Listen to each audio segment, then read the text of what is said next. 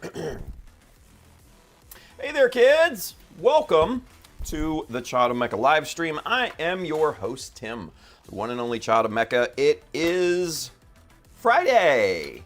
Friday. We made it. We made it through another week. Tomorrow here in the States is the 4th of July, national holiday. It's our Independence Day for those of you that don't know or outside the U.S. and everything. It's a big shindig. It's our 250th birthday, so it's a big event. I will be spending it at home. I'm not going out in this maddening heat. You know, I just generally don't like crowds of people. So I'll just be chilling here at home. I think Amber wants to have some friends over tomorrow, so we may cook out, something like that. Yeah, generally it'll just be another day for me, quite honestly. So good stuff. But if you are, you know, celebrating it, man, be safe. You know, don't blow off your fingers with dumb fireworks or something. It's not worth it. Because if you do, how are you going to do scale modeling? I'm just saying. So, yeah. Anywho, but it's Friday. That's the good thing, right? We got some good work done this week. I'm going to show you the skirts and everything like that. We're going to work on the side skirts tonight. Real quick, you got to look at the question of the day. So, question of the day. If you could go back and give yourself one piece of hobby advice before your first build, what would it be? I'll go first. Man, if I had to go back and give my 20-something-year-old self advice, I would tell myself, man, focus on the basics. Focus on the basics. The basics will take you all over the fucking world. Whew. As I say that, that hits home. Man. And then obviously then you realize it, like, holy shit, yeah, the basics really did take me all over the world. It's crazy. But what would you go back and tell yourself? What piece of advice would you give yourself? So, I think that's a fun one. So, real quick, you guys, don't forget to go out and buy some.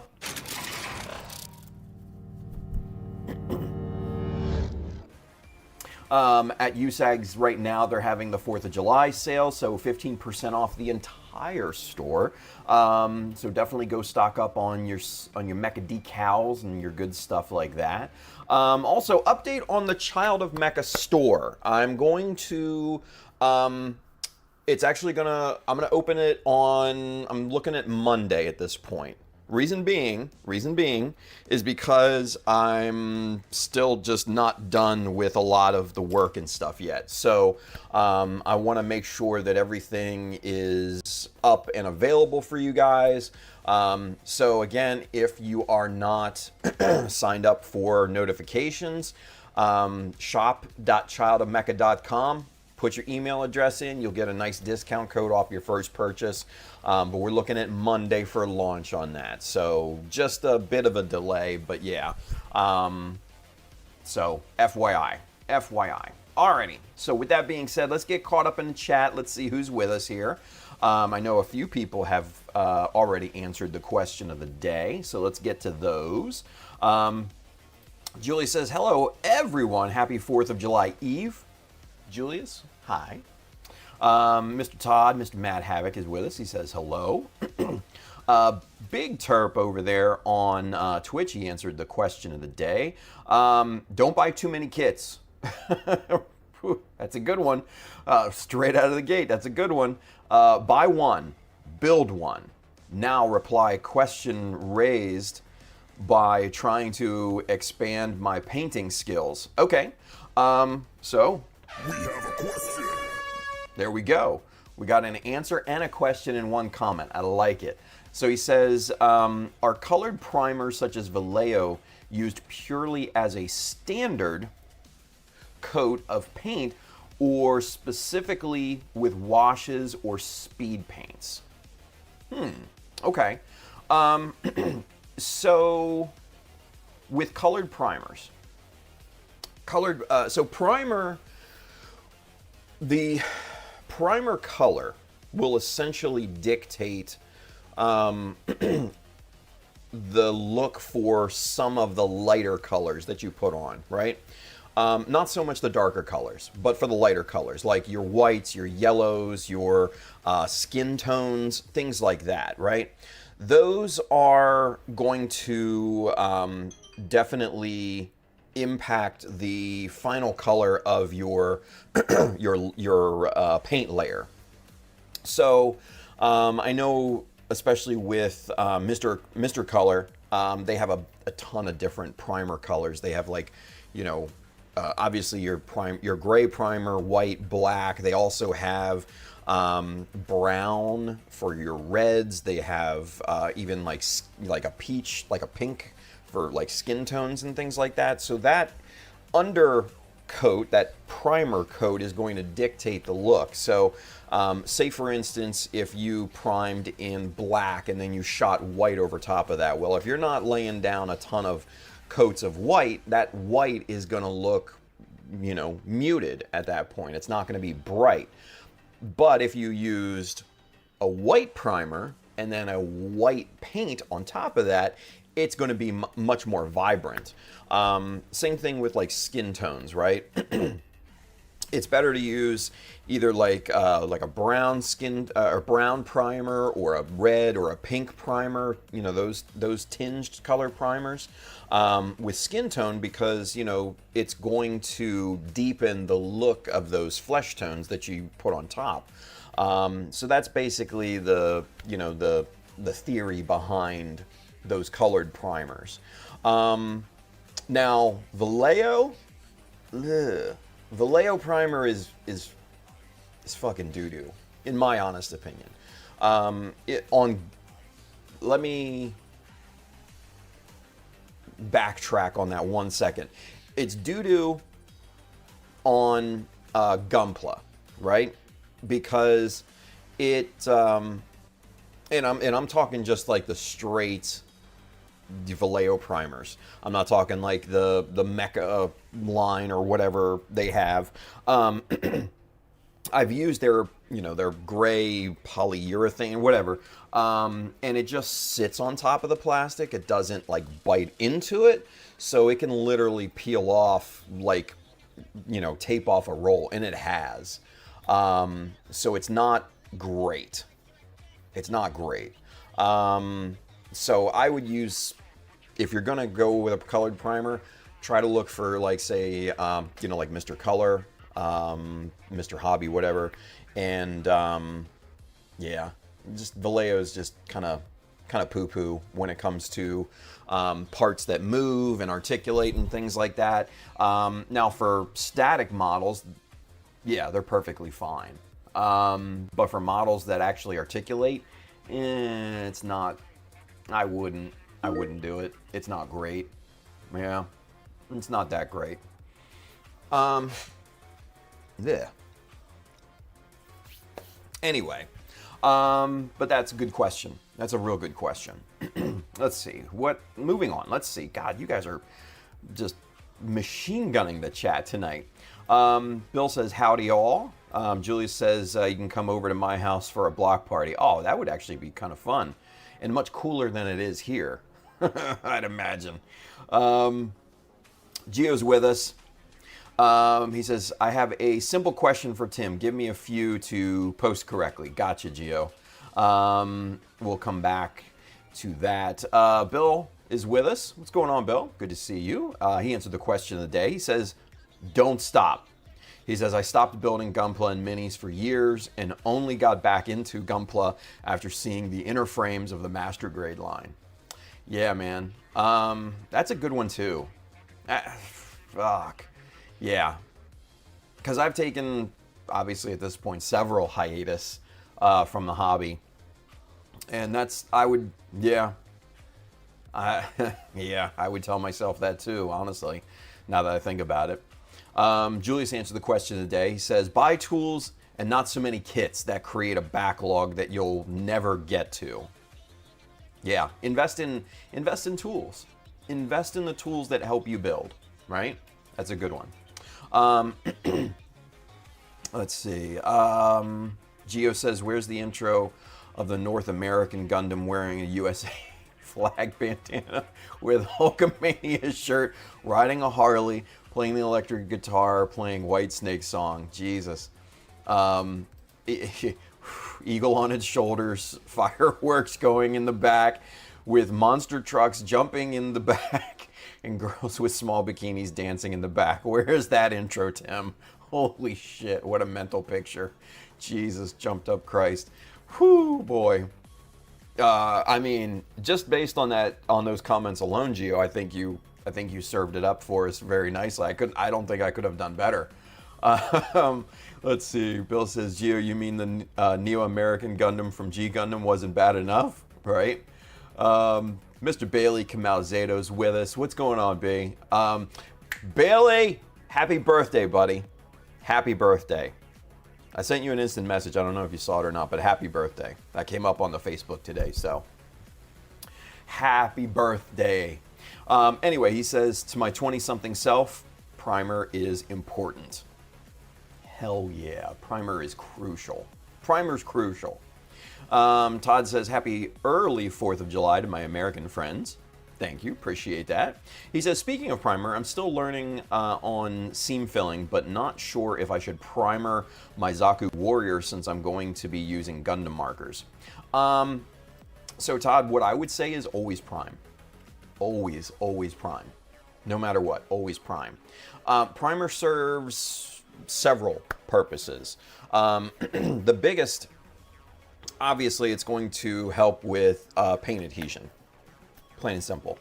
But the second, in my opinion, more important, is that it's basically your check layer.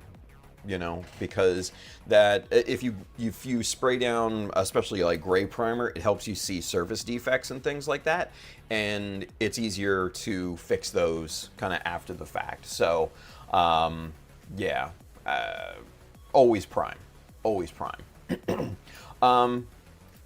Bill says, on that question, he mentioned speed paints and probably included Warhammer contrast paints. They are washes that have pretty transparent colors with flow improving characteristics. Yeah, I've heard of speed paints, but I'm not familiar with them, so I purposely glanced over those. So, sorry, I didn't want to say something that I didn't have a strong footing in, obviously, so yeah, I'm not familiar with them. I've never used speed paints because I've never worked on like Warhammer or minis before, so I'm not all that familiar. Anyway, Billy says Mecha Primer's still not that great. Yeah. I mean, they're all acrylic primers, so acrylic primers in general are just kind of like doo-doo. Let's see. Todd says, sorry, seam filling. Stupid autocorrect. No, we got it. I can read chat. Bill says they are meant to be applied liberally and kind of pull a bit in recesses to show differences in depth of colors. I've seen those. They almost are like a wash, like, kind of like Bill said. Yeah, they're interesting because since they're so thin, like Bill had mentioned, they pull in the recesses, so they're more pigmented, but then lighter on the raised surfaces. I've seen them before. I'm just, like I said, I've never really used them. Bill says, my opinion is that speed paints and contrast types are not very useful for Gunpla as there is too much flat surfaces, and that is not what they're meant for. Yeah, I mean, with minis like Warhammer and stuff like that, I mean, you've got little nooks and crevices and everything, and there's a lot more surface area for all of those things to kind of interact with, right? Where Gunpla, it literally all flat surfaces, pretty much. So, yeah. Bill continues, says, can they be useful? In certain circumstances, yes. Billy says, oh, thanks, dude. You're welcome, buddy. And then everybody, of course, happy birthday to Bailey. Happy birthday, happy birthday, happy birthday. All that. Todd says, could always generate an AI video of that kind of video. Oh, of Gio's intro. Man, I don't know. I don't know. And Bailey says, thanks, guys. Man, you're welcome, buddy. You're welcome. Gio says, answer the question of the day. He says, since someone mentioned I'm as old as the universe, I would give myself advice to be more organized. Keep my work area more organized. It's funny. One of my friends online, Angelo, Mech Designs. He's from the Philippines. Very talented modeler. He's moved on to creating, kind of collector toys and stuff like that. And he posted a picture yesterday of his workbench with just this little tiny area, that he circled. And he's like, big desk, small work area. And that's the same thing with mine. I replied to him. I'm like, dude, same. And I circled my little itty bitty work area here on this, big ass, cutting mat and everything. And yeah, it's just funny how it gets away from you, right? Just funny. Let's see. Bill says, I was trying to jump in since I have some experience with him. Oh, hell yeah, dude. Bill, your experience is always welcome, buddy. Your experience is always welcome. He says, I personally use them occasionally for Gunpla as panel liners, since there is a massive line of colors of them and they serve similar purposes. Nice. Bailey says, by the way, birthday gift from the wife, master grade Hazel Owsla, after years on my wish list but hard to get. Oh shit, buddy. That's super nice. And it's funny. Because I'm starting to become more educated with the whole Titans test team, since I'm redrawing the insignia and everything, and the Owsla, it's that rabbit with the present and everything like that. That's the Owsla's insignia, and yeah, it's really, really cool. So. That's awesome, dude. Shit. That's a nice kit though too. And those older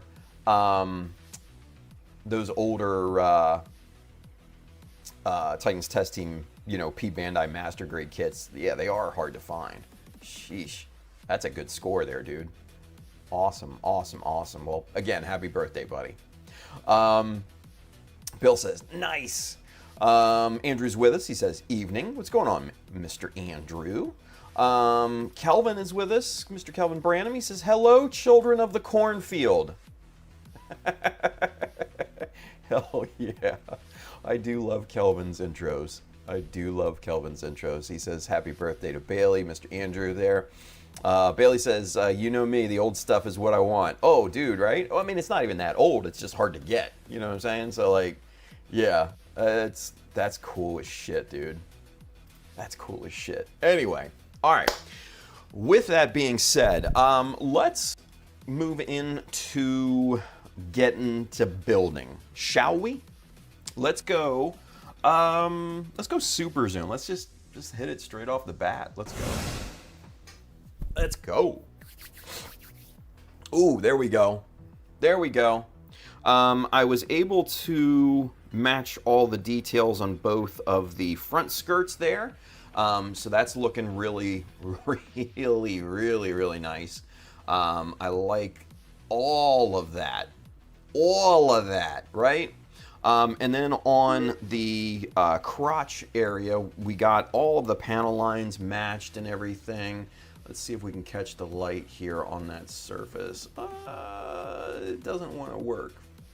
You shit-eating some bitch. Anyway, fuck it. I added this little bit of plastic there as well. So that's 1.5 millimeters wide. This part that goes on the front section is 1 millimeter thick, and then the top piece is only 0.5 millimeter thick. So I wanted it a little thinner on top than on the front, but I think that looks really, really nice, and it ties that whole kind of front section together. I really, really, really dig it. So, but tonight, like I said, we're going to be focusing on the side skirts, and there you can kind of see I've been doodling on the side skirt here a little bit. So we're going to remove that and continue our journey on this particular part. Now, one thing that I want to do here, because this side skirt is just so plain, right? I want to raise the surface with this 0.5 millimeter plate here. This is 10 millimeters wide. There we go. So it's pretty thick. It's pretty chunky, right? Pretty wide, but it's only 0.5 millimeter in thickness, so it doesn't raise the surface all that much. So we'll be perfectly fine in terms of that, but it gives us a nice platform to do some other stuff on, right? And you can see there I've already kind of plotted out a simple panel line at the bottom. So we're gonna start with that and then kind of move on to the plating and everything here. So with that being said, visor on. Let's get to doing this. Let's get this piece off of here. Come on now.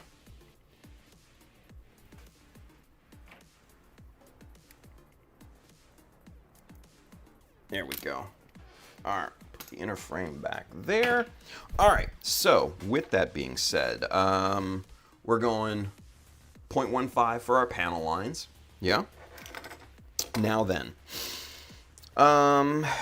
let's see, what did I use there? I think it was 1.5 around the bottom, if I'm not mistaken. Where is my 1.5? Where did it get to?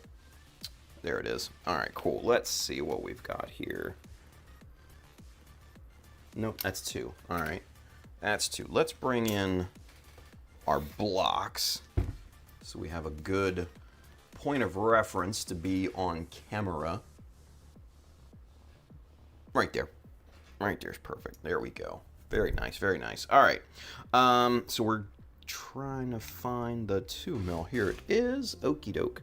So now, yeah, that's what I want right there. 2 millimeters and 0.15. Let's get it going. All right. So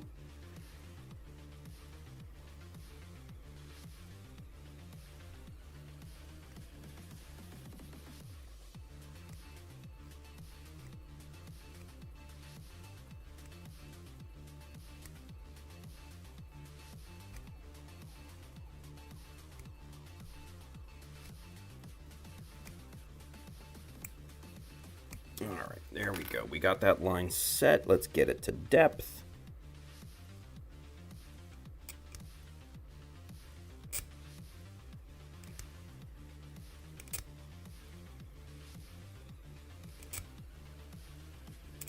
Nice. Nice and clean. That's what I like. All right, let's get the diagonal done here.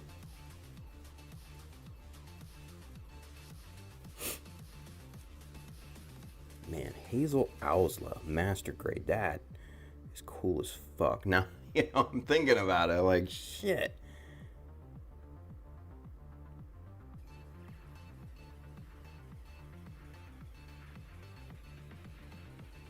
Yeah, B.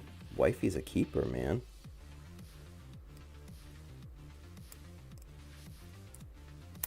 Wifey's keeper. She knows her shit.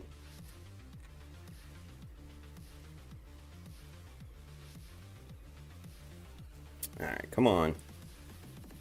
Damn thing here. There we go. Now we got it locked in. Maybe. Maybe not. Yep. There we go.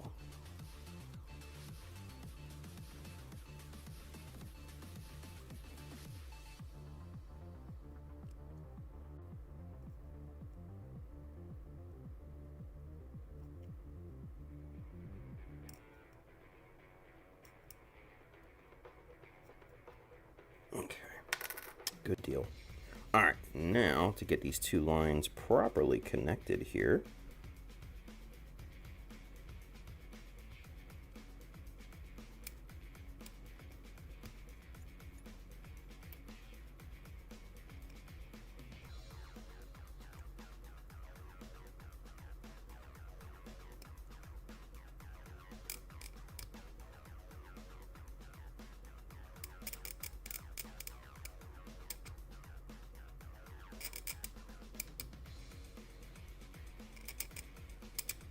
There we go.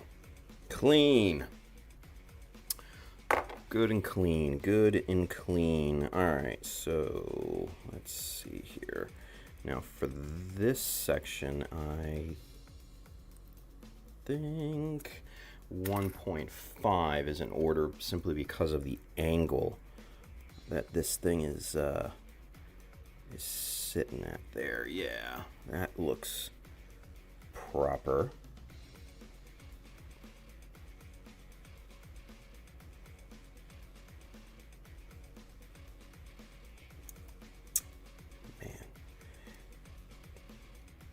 Parts here on this damn thing are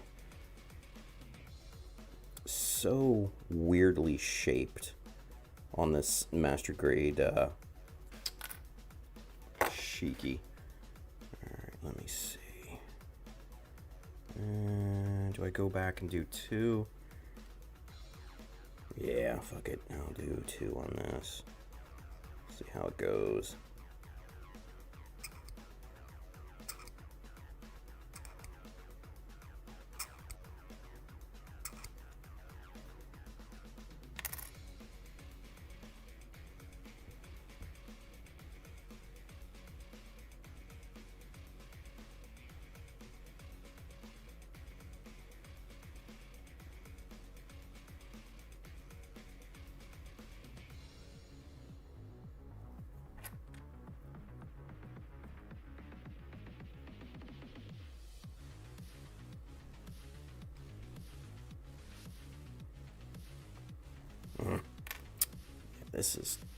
This is a bit tough to. It's just the shape of the part in general is not conducive to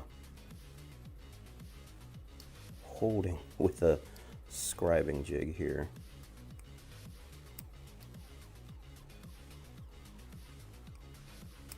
But we got it. We got it.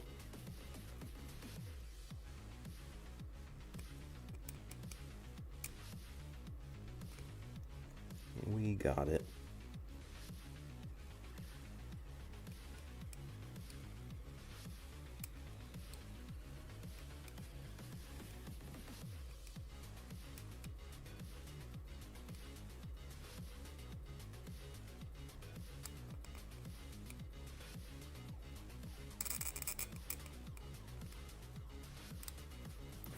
There we go. All right, good deal. Wrapping this thing around. And then we'll get to plating.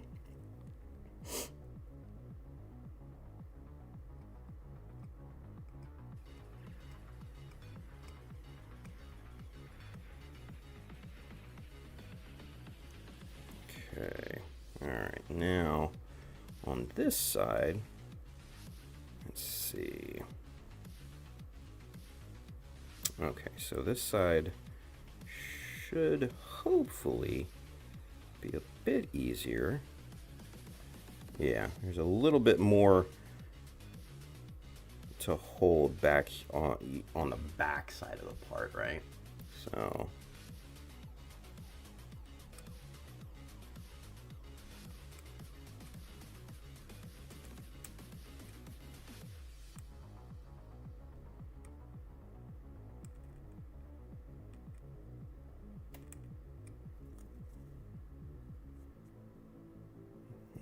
Good, good, good. All right. And the last surface right here. Come on now. Work with me here. Work with me.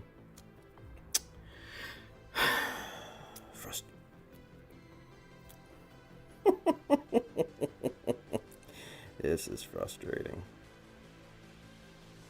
All right. I think we're just all right. I think we got it here.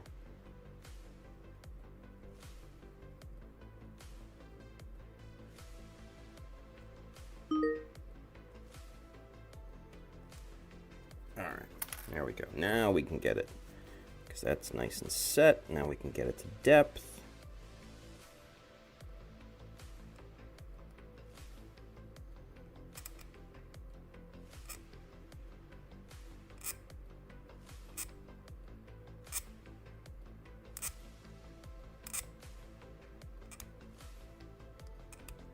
Very nice. Very nice. All right.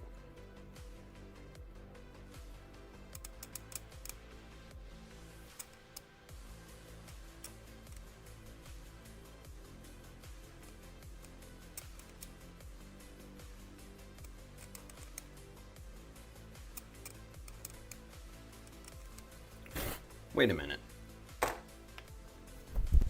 I just realized something. Bailey, if it's your birthday today, why are you on here? Why are you not celebrating? Why are you not hanging out with wifey? I mean, I don't know. Maybe I don't know. Maybe Bailey has dropped off since last we checked in. But man, I just thought of that. I was like, holy shit, dude. Speaking of, let's get caught up in the chat here real quick.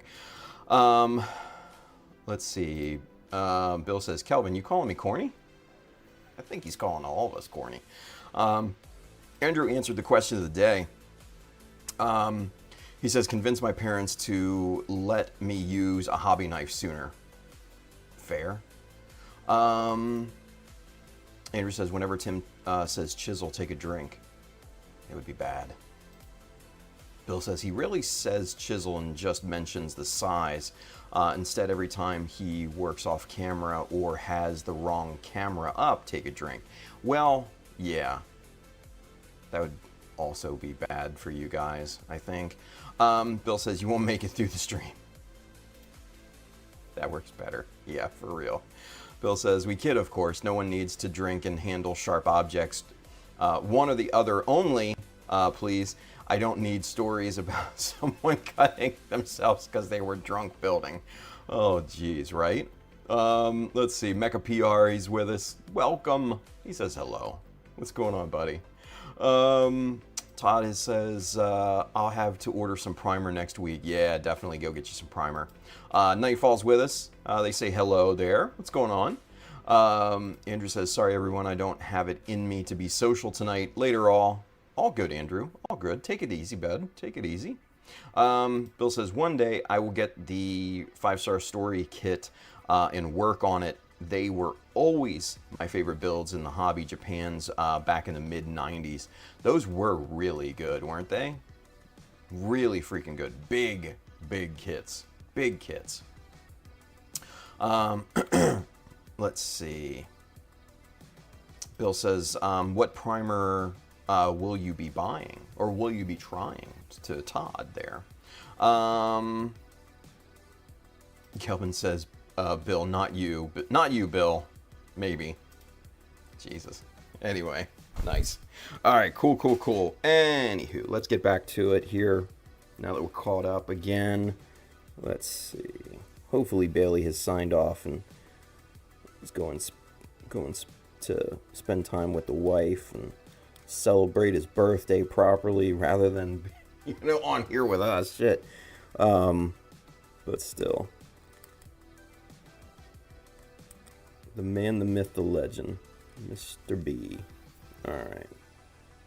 Good, good, good. This is looking good. Alright, let's get this surface sanded smooth now that we've got the base line scribed in here.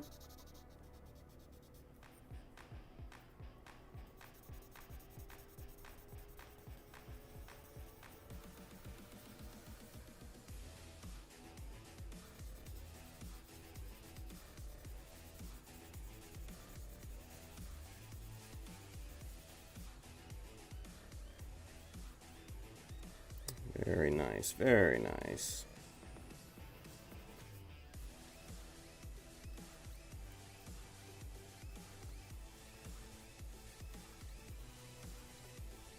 All right, so there you can kind of see that scribe line everywhere.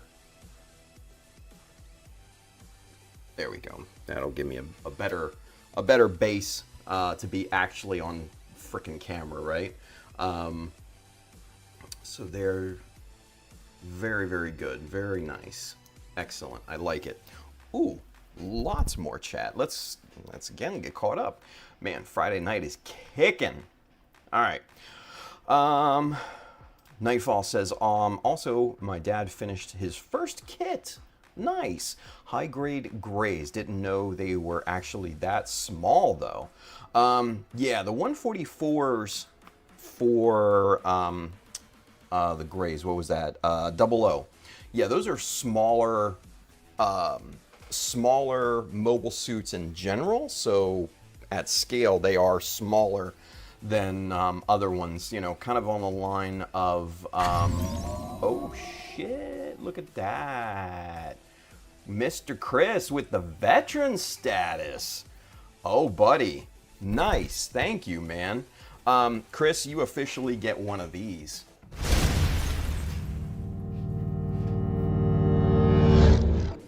Hell to the yeah. Hell to the yeah.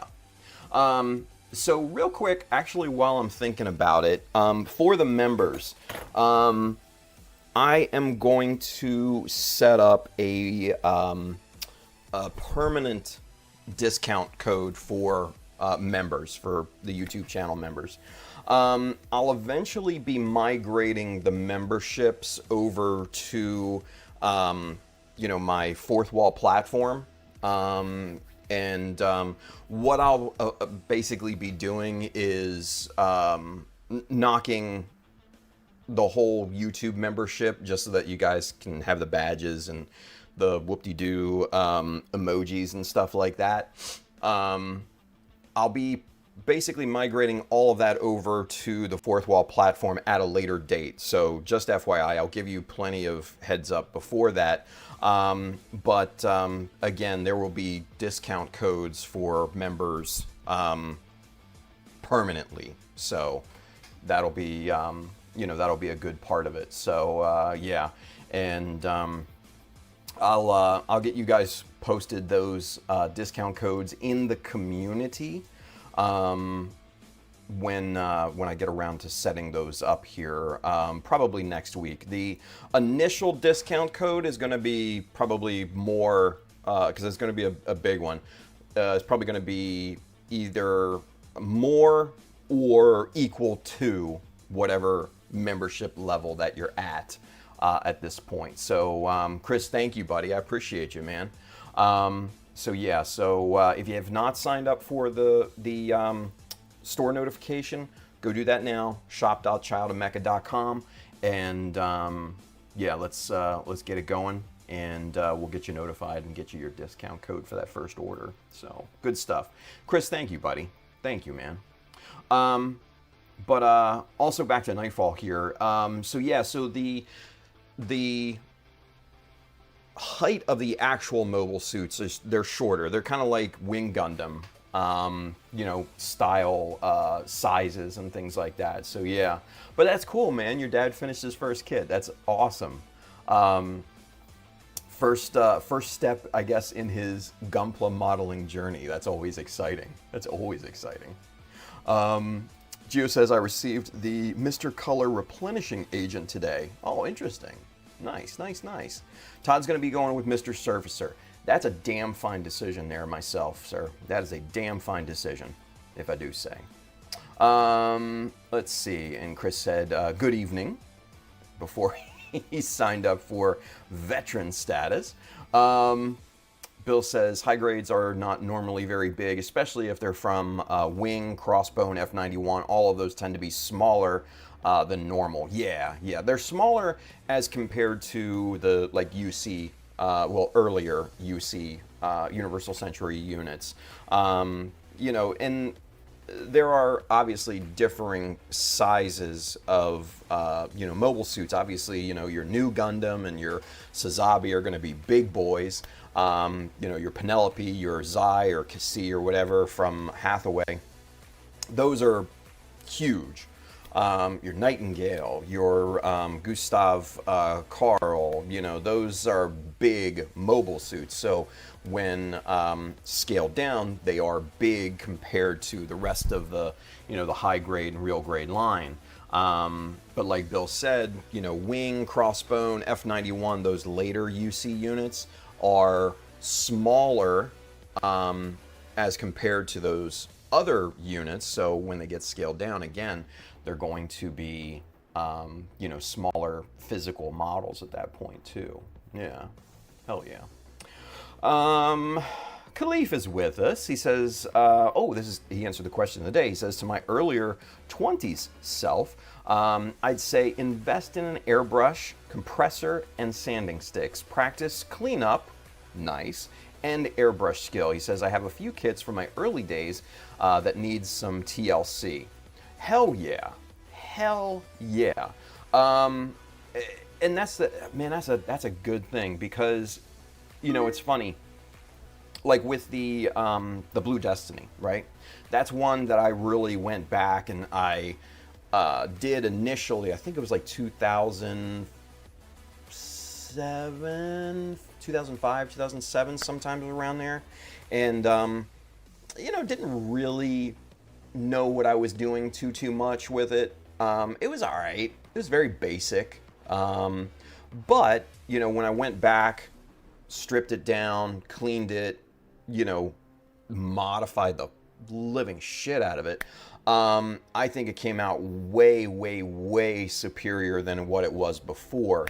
And I was really, really happy with that outcome. I think the Blue Destiny is probably one of my favorite builds that I've done. It's a chunky boy, and I just like it. So, yeah, man. Going back and revisiting those earlier kits is definitely a kind of a fun thing to do. Yeah. Grays was IBO. Was it? Fuck, you're right. Anyway, yeah, no, you're right. IBO. My bad. Nightfall says, wowzers, right? Chris says, oh, I'm an original Mecha Army, sir. Hell yeah, you are. Hell yeah, you are. OG right there, boy. OG. Mike Dawson's with us. What's up, Mikey? He says, what up, everyone? Working on the foot? No, we're working on the side skirt, actually, Mikey. Side skirt. Nightfall says, also, do not buy at Toys R Us. Their retail prices are higher for some reason. Even the nippers are affected. Nightfall, you're not in the U.S. then I would say, because we no longer have Toys R Us here. They went under, my God, how long ago at this point? It's been years since Toys R Us went under here in the States. And honestly, they, after that big push back in the early 2000s, they never carried Gunpla, they never carried, after that was just a complete failure here in the States back then. So, but yeah, from what I've heard,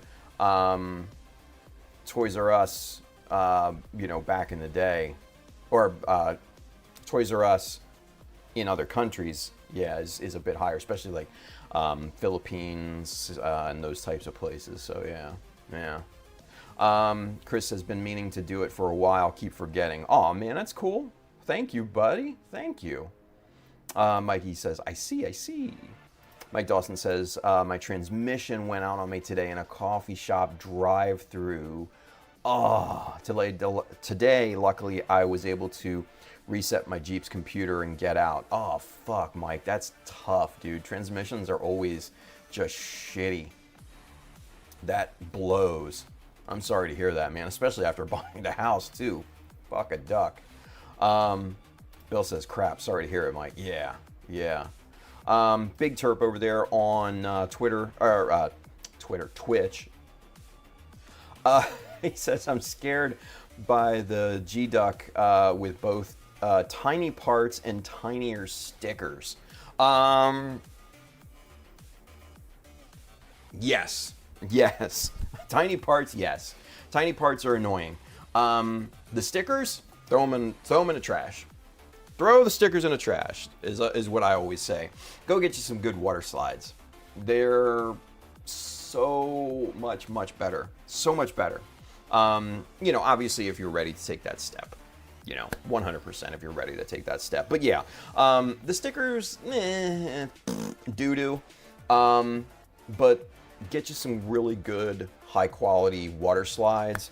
I think Delphi or Delphi or however you're talking, however you pronounce that, is good. I don't even know some of the other kind of big boy decals that make, for specific kits. I'm more focused on general decals, if you know what I'm saying.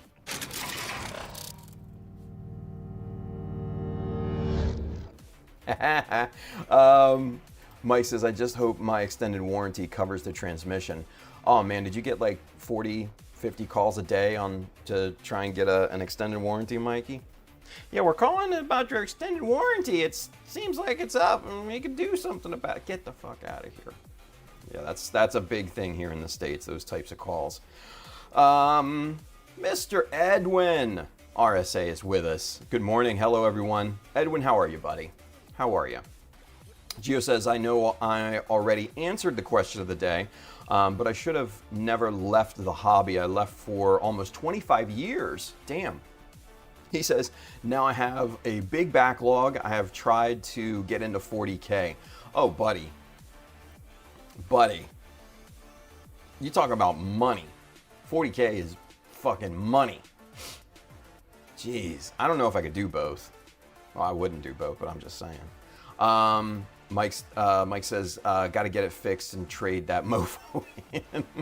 Looking at a Gladiator for 30K. That's not bad. That's not bad. I really like my Ford Edge. I have a 2013 Ford Edge, and I absolutely love that fucker. It is just such a nice vehicle. Yes, it has its problems, but it's just so comfortable. I love the thing. It's so good.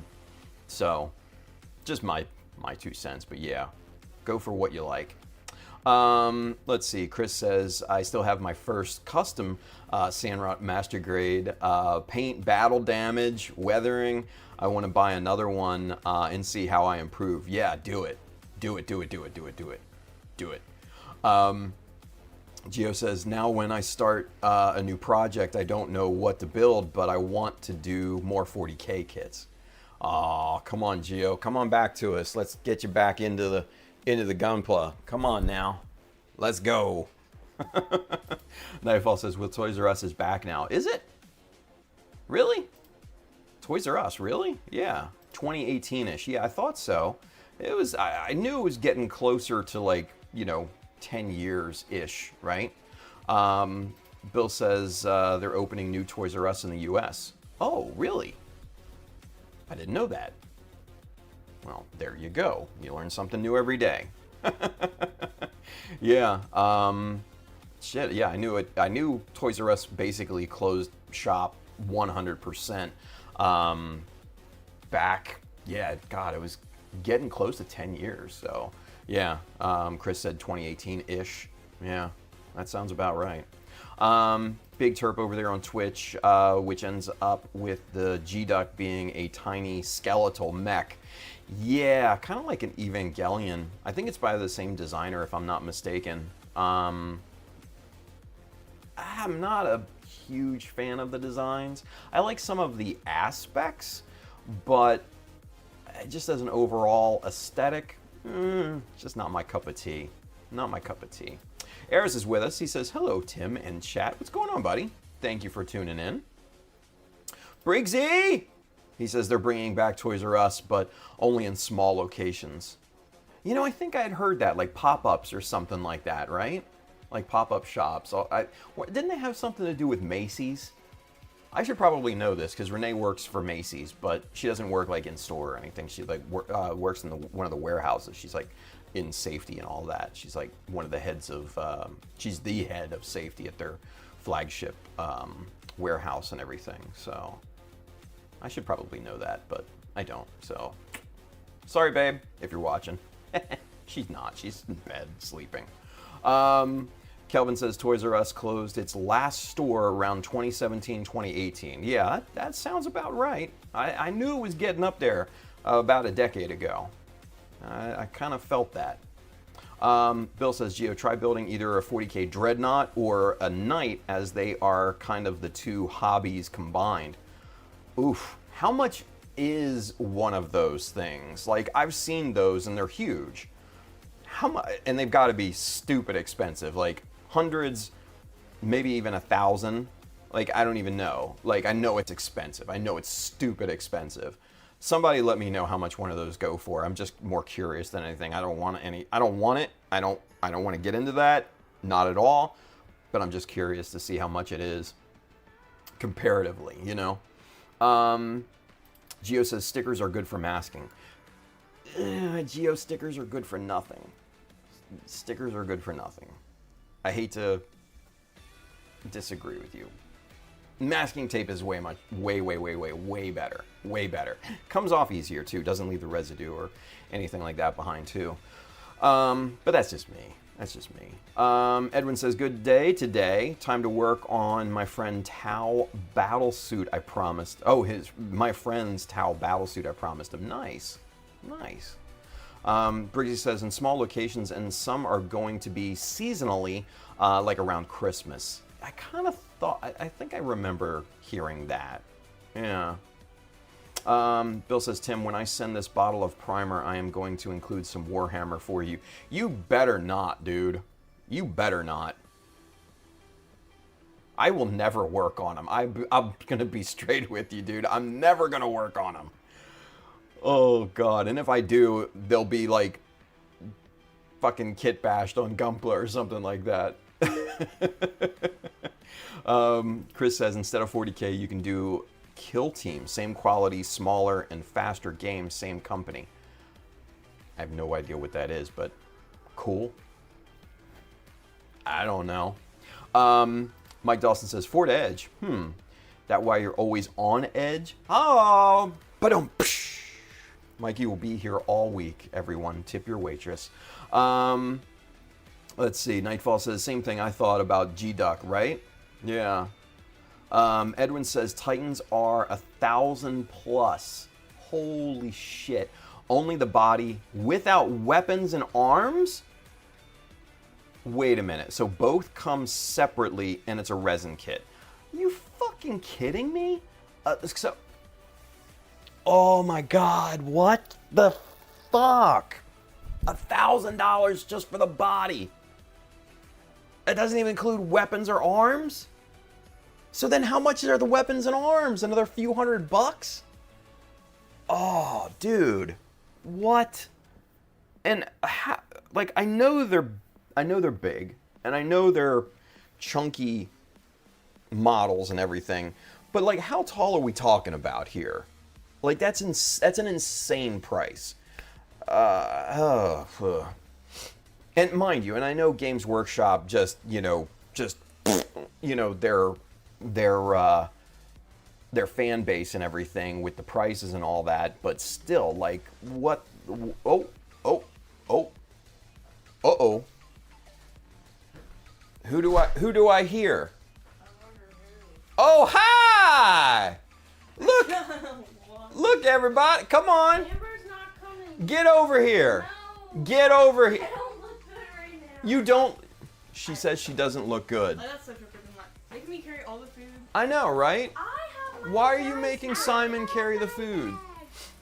And I had to go back to grab the rest of her stuff. Oh my God. What is he so smart? Anyway, He's a good animal.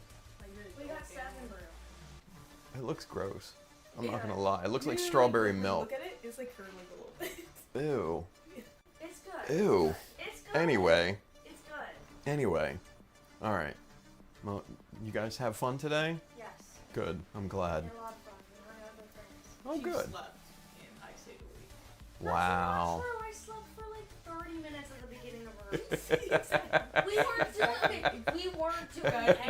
Exactly. She freaking slept. We weren't doing anything. Hold on. The cast was singing their songs and practicing and Uh-huh. and we weren't doing anything. So you were sleeping at theater? Yes, I just leaned on.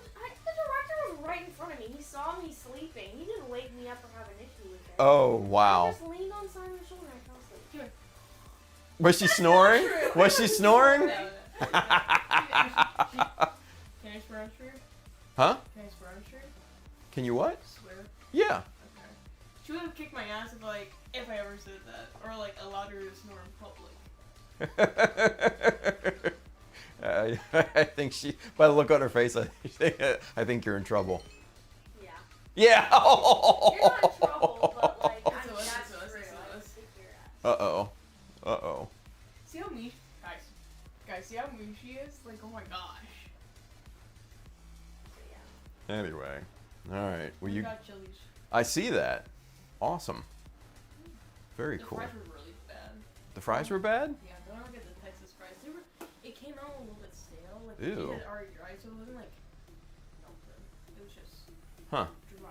A lot of cheese. gluten cloth. I would have sent it back. I've been like, fuck this. This is not what I paid for. Yeah.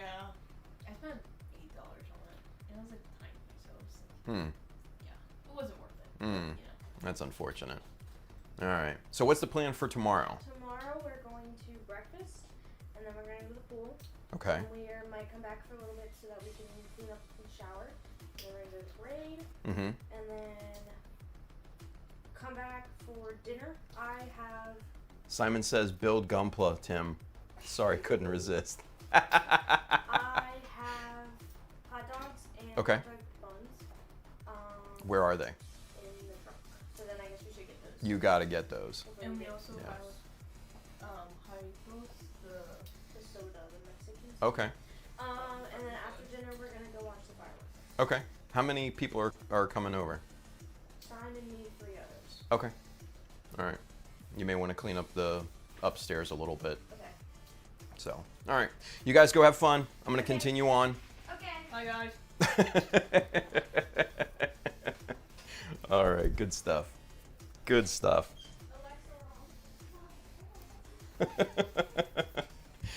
Oh, man. It's always good to have an Amber and Simon sighting, right? All right. Anyway, you guys. Yeah, the Titans, $1,000 plus for the body without the weapons and arms. What? What? Anyway, Bill says Dreadnought is like $60. Knight is $150. You're thinking Titan, which is thousands, and all are resin right now. Got it. Got it. Nightfall says that's crazy for $1K. It better be worth it, in my opinion. Yeah. Todd says I call that a slap in the face. Yeah, a little bit, right? Now, I mean, mind you, I think back to, you know, the early days of resin, you know, Gunpla kits. And like I've got an old G System kit that's a 1/48 scale Autan RX 78 original, and the thing is massive, and that thing cost hundreds of dollars. I think originally it was around $600 or $700 kit. It's a big chunk of resin. Don't get me wrong. But man, to price it with just the body and no arms or weapons, that's just wild to me. That's wild. Let's see. Mikey says you could buy 2 PG. Oh, the news. Yeah, the PGU Perfect Grade Unleashed news. Yeah, tell me about it, right? Bailey says the backstory for the 40K mechs are cool though. See, I have no point of reference. No point of reference. PGU freaking autocorrect. Yeah, it happens. Hello, Amber and Simon, right? Let's see. Bill says Dreadnought is like a high grade size. The Knight is master grade, perfect grade size. Titans are the size of your torso. Holy shit. Rumor says they're releasing a plastic Titans soon. Bailey says, college-bound child of Mecha. Yeah, how time flies. Dude, tell me. Tell me about it, buddy, right? Tell me about it. Chris says, run, boy, run. I know, Simon's in so much trouble, dude. Oh, my God. Have to call 911. Domestic abuse. Mikey says, Simon says, Bill Gumplets him. Sorry, couldn't resist. Yeah. Gio says, I started with something cheaper in 40K. I have Space Marines Primaris Interceptors. I also have a Black Templars Combat Patrol. You know, I will say, the whole lore of 40K is interesting. I don't know that much about it. I've watched some videos. It does seem interesting. I'm not going to lie. But yeah, it's not something I want to ever get into. Bill says, smallest Titan body runs $700. Holy shit. Largest body is about 2K. Damn. Nightfall says, also speaking of Warhammer, am I the only one who thinks that McFarlane makes kind of bad action figures of those? You know, I've seen them, and I thought they would be cool to get maybe one of those and kind of really deck it out and customize it and everything like that, but I don't know. Never gotten my hands on one. Edwin says for Titan, it was at least Knights was around 12 inches. Okay. Biggest one, the Emperor class, will be 10 foot tall. That one does not have a model, but someone built it tabletop scale. Holy shit, dude. I knew some of these were massive, but I didn't know they were that big. Nightfall says, feel the same about their DC Multiverse line since I collect some Batman. Yeah. See, I'm not, I've never gotten my hands on, like, especially like the newer McFarlane figures. I had some of the older McFarlane figures back in the day. And actually, it's funny enough, hang on one second here. Yeah, here we go. Here we go. The one figure that I kept, get over here, which was really cool. And I love the sculpt on this thing, and that's kind of why I kept it. But yeah, this was the one figure that I kept, you know, from my McFarlane collecting days. Was from Metal Gear Solid Raiden, and the whole sculpt on this thing is just really, really cool. And you know, the whole aesthetic, the whole design and everything I loved. So yeah, he was one that I actually kept, and yeah, he was over there in one of the bins and all that. So yeah, pretty cool stuff. I'll put him up here on the shelf, get him to stand. There we go. You know, the articulation's not that great. They were never really all that great, but the sculpt was always kind of the high point, you know, for the early McFarlane figures. I don't know what the newer ones are like, but yeah, the older ones were, you know, they were decent. Blaze Tatum. Hey, I finally made it to a live stream. Welcome, man. Welcome. Thank you for tuning in. I appreciate it. Let's see. Bill says, yeah, go Joy Toy for those Nightfall, unless you plan to customize it. Gotcha. Kelvin Branham says, hey kids, bring that food back right now. I know, right? Chili's, man, it got me hungry there. I haven't even had dinner yet. I was gonna make a rice bowl with chicken, salsa, avocado, rice, you know, of course, rice, some queso. Ooh, yeah, that does sound good, but I don't know. It's getting late. I don't know if I'm gonna commit to that right now. It may be a snack night. Let's see. Gio says you can buy the PGU and get it electroplated. Oh, Gio, I see what you did there. That was good. I like that. Nightfall says McFarlane is an approachable price, but they're kind of bad. Yeah, like I said, I don't know about the current ones. Yeah. Bill says, Gio, I will post some pics on the community of my 40K stuff. Nice. Blaze Tatum, he says 40K lore are my sleep videos. Fuck yeah, dude. Like I said, I've gone down those rabbit holes on like YouTube and, you know, For the Emperor or whatever, you know. And mind you, I don't know very much about the whole 40K thing. Like I said, I've just watched some videos and I went down that rabbit hole, you know, a couple times here and there, and it is interesting. Don't get me wrong, it's interesting. I just haven't, you know, delved into it deeply. Mike says, if I offended Simon, apologies, intrusive thoughts and all won't happen again. Oh, no. It wasn't taking anything like that. It wasn't taking anything like that, Mikey. So don't worry. Pirate 1980. He's over there on YouTube. He says, evening from Atlanta, Georgia. You're my super favorite YouTuber person who I'm inspired to be a master builder like and who I'm looking up to as a role model. Wow. That's a lot. That's a lot to live up to, man. I appreciate it though. But holy crap. Yeah, that's a tall bill. I hope I live up to it. Bill says, thing to remember, the 40K mechs and vehicles are not to scale. Briggsy says, you should build a Metal Gear kit. Yeah, you know, I like the designs. I don't know, maybe. I'm not ruling it out, let's put it that way. Nightfall says, quote unquote, articulation is not that great. He says, yeah, I agree with that. My McFarlane Batman can't really lean forward well. Yeah, and this dude, let me show you real quick. You know, he's got the arms move up and down, the bicep twists there, but it's not great. You know, head moves around and everything, and then the legs, you know, move on like a diagonal, so, you know, it kind of goes like spread eagle like that when you kind of do that. So I mean, it's basically useless. And now I can't get the damn leg back down.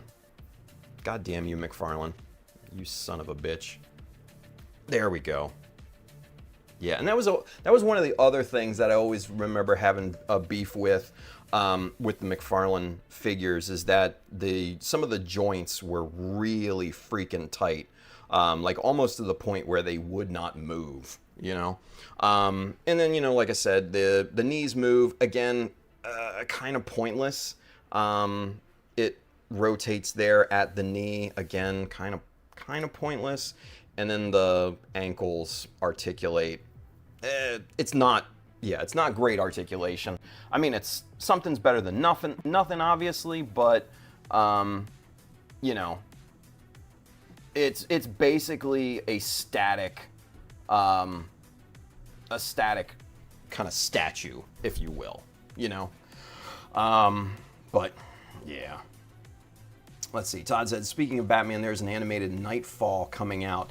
Yes, the new animated trilogy looks fucking dope. I kind of dig the look of it. DC always knocked it out of the park with the animation. And I loved their previous works. And I wish they had kept with it. I wish they didn't jump the shark and go just drop it and all of that. I really liked it. And I'll still go back and watch some of those older animated movies and stuff like that. Amber and I, when she was younger, man, we would watch those like crazy. She could name you the whole Justice League back when she was like 3 or 4. It was fun times. Nightfall says, to be honest, I love the animation for Nightfall Batman so far. In my opinion, it's a big improvement from Tomorrowverse animation. It's a different style animation. I liked the older, the older movies and stuff like that. I think they were really good. He also continues. He says, if you think the animation looks bad, then you'll have a heart attack when you see Tomorrowverse animation. So bad. Aw. Chris says you should do a Zoid Gundam crossover. I've seen people do kind of duos before, you know, kind of like Gundam with a pet mech or whatever. Those are interesting. Those are interesting. I mean, I wouldn't mind trying a Zoid. They look cool. They're a little expensive for what they are, but I mean, I think they look great. Bill says McFarlane toys back in the day were basically meant to be plastic statues. Yeah, basically that. Like Liget and Bat. Oh, Liger and Bat. Yeah, I don't know. Barbato. Okay. Yeah. Oh, okay, I gotcha. I can read chat. Mikey says, I was able to move most of my stuff finally with the weekend shut down. Just need to pack up my spare NV9 Mark II PC case and coffee table. Then it's all about cleaning. Nice. Gio says, I will also post my 40K. That way you guys will see a small figure gets painted by a left-handed person with no brushing skills. Just playing. Nice.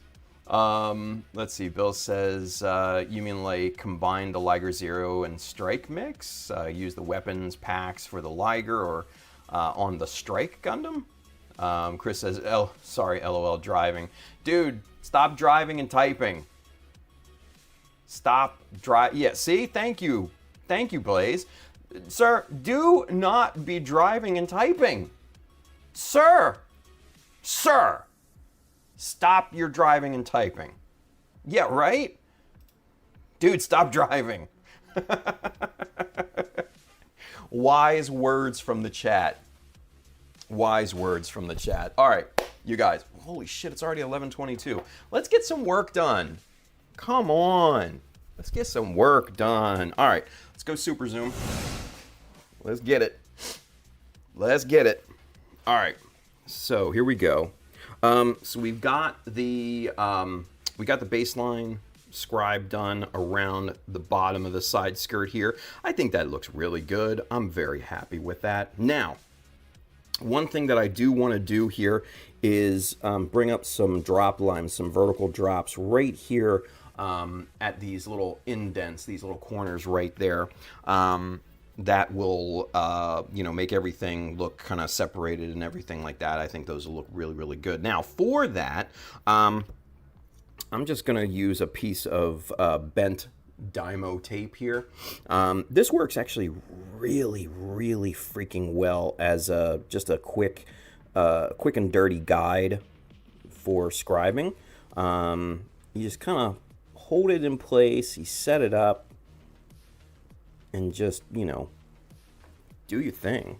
Like I said, it's quick and dirty. It serves the purpose really freaking well.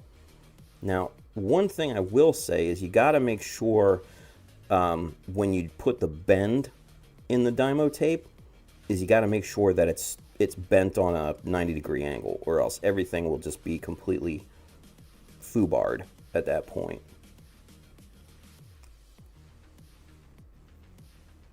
Yeah, that looks really good.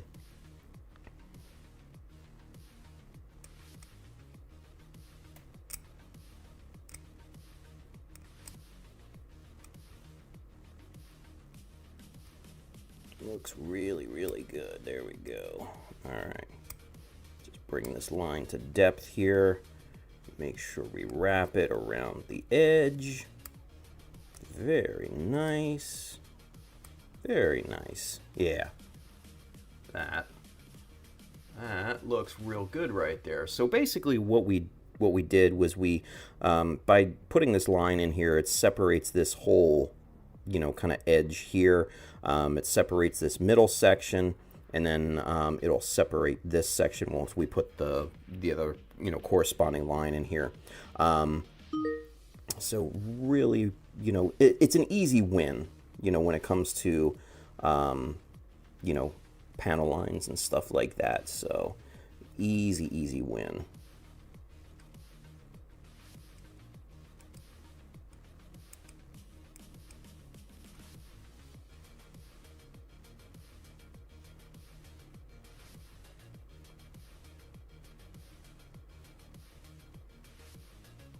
All right, and there we go. Ooh, Don't lose the Dymo tape there.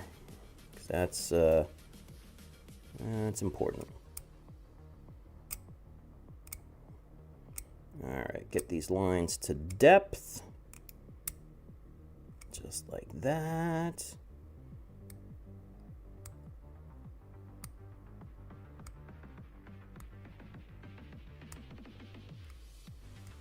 Yeah.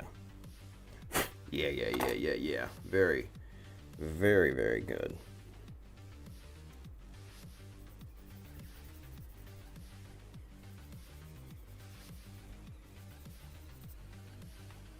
All right. And there, you can kind of see how that, those, just by adding those two lines, it separates those pieces really, really nicely and, you know, kind of elegantly there too. So I like that look. So we'll plate up this piece here in a moment. Let's check in and see how Chris is doing with the driving and the driving and typing. Mike says, I need a white glint from Armored Core to make weapons, make a weapons platform. But this mortgage, though, yeah, welcome to adulthood, buddy. Yeah, fucking sucks, but it's one of those things. Nightfall says, sir, maybe you should pull up before watching a live stream, right? Oh man, he says, I'm in the desert, no one's around, but he's still typing. Fucking driving. Oh, Chris, I love you, buddy. Holy shit. Let's see. Bill posted a link to Kotobukiya. Let's take a look and see what Bill has for us here. I think it's a 5-star story kit. I think you mentioned, Bill. Oh no, it's the Liger Panzer, Liger Zero Panzer. Let's take a look at it here, kids. Ooh. Yeah, that is one of the kind of sexier versions of the Liger Zero. I do like that. Let's see. Ooh, yeah. That green color and those big ass, you know, kind of fuck off cannons that it's got there. Yeah, that's pretty sexy. It's pretty sexy. Now I don't know how big these are, you know, like physically, but looking at the price. 9,400 yen. What is that in today's conversion? About 85 bucks. Man, that's a lot. That's a good amount of money.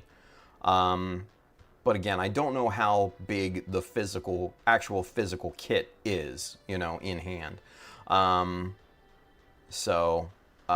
okay, so excluding tax, so that would basically be overseas prices, 8,600. So that would be, I'm guessing, around 75-ish or so.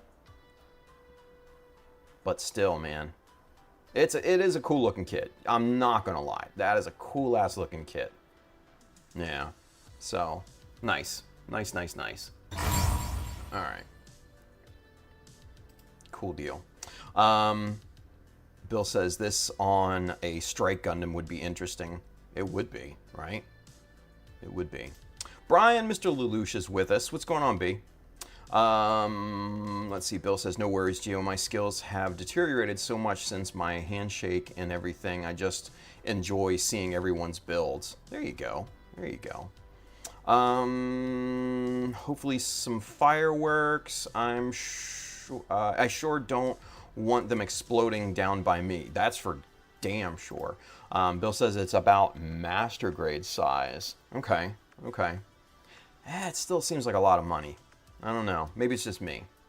Let's see. Blaze says, so I noticed in the earlier streams when I was watching them that you use scribing jigs. Do you prefer that over tape all the time, or is it situational? Ooh, that's a good question. We have a question. Let's talk about that here real quick, right? Scribing jigs are situational, but I continually find new uses for them, right? So in this instance, like with this, let's actually go super zoom. I should have gone super zoom rather than camera 2. But for this, this 2mm scribing jig makes a nice you know, nice and easy way to get a consistent line all the way around an edge, you know, a straight edge, right? So that's a really good use for scribing jigs. I use these again for laying out lines. So I used this to draw my pencil lines on here so I can get an idea of what it looks like before I lay it down. And then also what I'll do sometimes is I'll, you know, flip it and just use the vertical edge here, you know, when I need, you know, like a longer kind of line vertically into a piece or something. So that's a good use there. Now for tape, obviously, you're going to need to use that in some situations. Say for instance, like on the leg here, right? There's no way we would have been able to achieve this pattern with scribing jigs. The piece itself is just not conducive to using scribing jigs just because of all the complex angles, compound angles and corners and all of that and curves. It's just, there's no way scribing jigs would have worked on this particular piece. So yeah, at some point you're definitely going to have to pull out the scribing tape, especially around these lines here on the edge, you know, these kind of trapezoidal lines here, this bisecting line definitely, and then you know, just around the edge here, you know, there's obviously more of a bevel here than there is here, right? So there's no way a scribing jig would have gotten a consistent line on this on this surface. So yeah, at that point you absolutely have to use scribing tape. You know, and then for you know, things like you know, for like this line right here on you know, on the outer calf, you know, this box scribe right here, that's all done with tape. Yeah. And again, like this whole thing right here, this outline scribe right here, that's all tape. And then, oh yeah, this is a great example on the shoulder, right? The shoulder is a great example of, this is all just tape. Because with all of the complex and compound angles and everything like that, scribing jigs were just not going to cut it in terms of consistency. So this was all done with tape. I had to cut thin 1.5 millimeter strips of tape and then just, you know, pop those on right at the edge of this piece to get that consistent line all the way around. So yeah, that's a really, really good example of you know, just using tape. Another one here is the, you know, the front of the skirts here too. A lot of this had to be tape. So yeah, you're gonna have to switch between the two situationally, kind of like you said. But scribing jigs are wonderful, worth their weight in gold, to be quite honest with you. They just serve so many good uses in terms of measuring. You can cut little strips of dymo with them.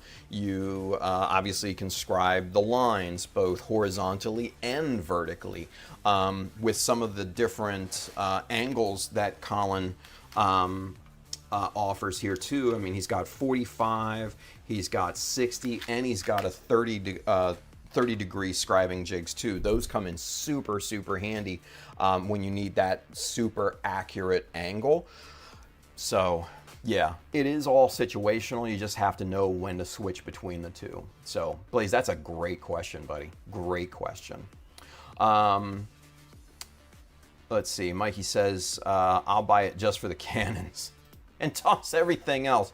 Dude, toss it to me if you're not wanting the rest of it, bud. I will find uses for them. Let's see. Brian says, just cooking some chicken mole for the family and enjoying the stream before bed. There you go. It's a good way to end a Friday, right? Good way to end a Friday. Bill says, so I have been thinking of something. do tell, Bill. But I don't want to discourage people from getting those jigs, but as a makeshift version, you can clip off the runner label tag, and that would work okay. So funny that you mentioned that, Bill, because what I used to do, and honestly, I like the consistent accuracy of the 3D printed scribing jigs that Colin offers, but sometimes too, it just doesn't fit the bill, right? No pun intended, right? And sometimes you just got to make your own, and this is what I used to do back in the day, and this is actually where Colin got the idea from. And he asked me, he's just like, do you mind if I 3D print these and sell them? And I'm like, dude, that's perfectly fine, I don't know if I was the first one to use or make scribing jigs. I can't say that factually, but, I've never seen anybody else use them before me. So I don't know. I saw something similar to this in like a woodworking video, because if you know anything about woodworking is all about making jigs to make your life easier when woodworking. Getting consistency through cuts or angles or, things like that. So I saw something kind of similar to this on a woodworking video, and I'm like, damn, that's a great idea. I could probably use that for, scribing lines and stuff like that. And so I started just kind of making my own, right? So like, here's a few selections of different scribing jigs that I've made over the years. And these obviously are kind of the OGs. This is 4.8 and 6.3. Now the reason for those weird numbers is simply because that's the width of the strip that Evergreen makes, and it was always consistent at that point, right? So here are the two strips right here. So there's 6.3. And where is it? There's 4.8, right? So I glued those at a right angle, and I used my 1, 2, 3 blocks to make sure that the angle was at a perfectly 90-degree angle. And I just started using these, and they made really, really good work and everything. Worked really well, and obviously they've held up over the years. Collins is essentially the same, but at a much more expected unit of measurement, and he can get really, really fine increments, 0.5 millimeters and things like that, where I am dependent on what width that Evergreen offers at that point too, right? But then obviously, you have some of your other jigs, like this one here is a T-style scribing jig, right? And I used this on the upper arm for airdrop for the Jesta. And basically what I would do is I would put, one of the upper arms in, at this angle, scribe the line in here, and then put it on the other side. And I was able to mirror that same line very easily and very quickly on the other side with this, T-shaped scribing jig. And then, you just needed some bigger ass scribing jigs sometimes. So I made some big ass scribing jigs. These are all examples of that. And then longer ones too. This thing is, twice as long as these little guys. So, there's that. And then here too is another T-shaped kind of scribing jig. I used this on the Zaku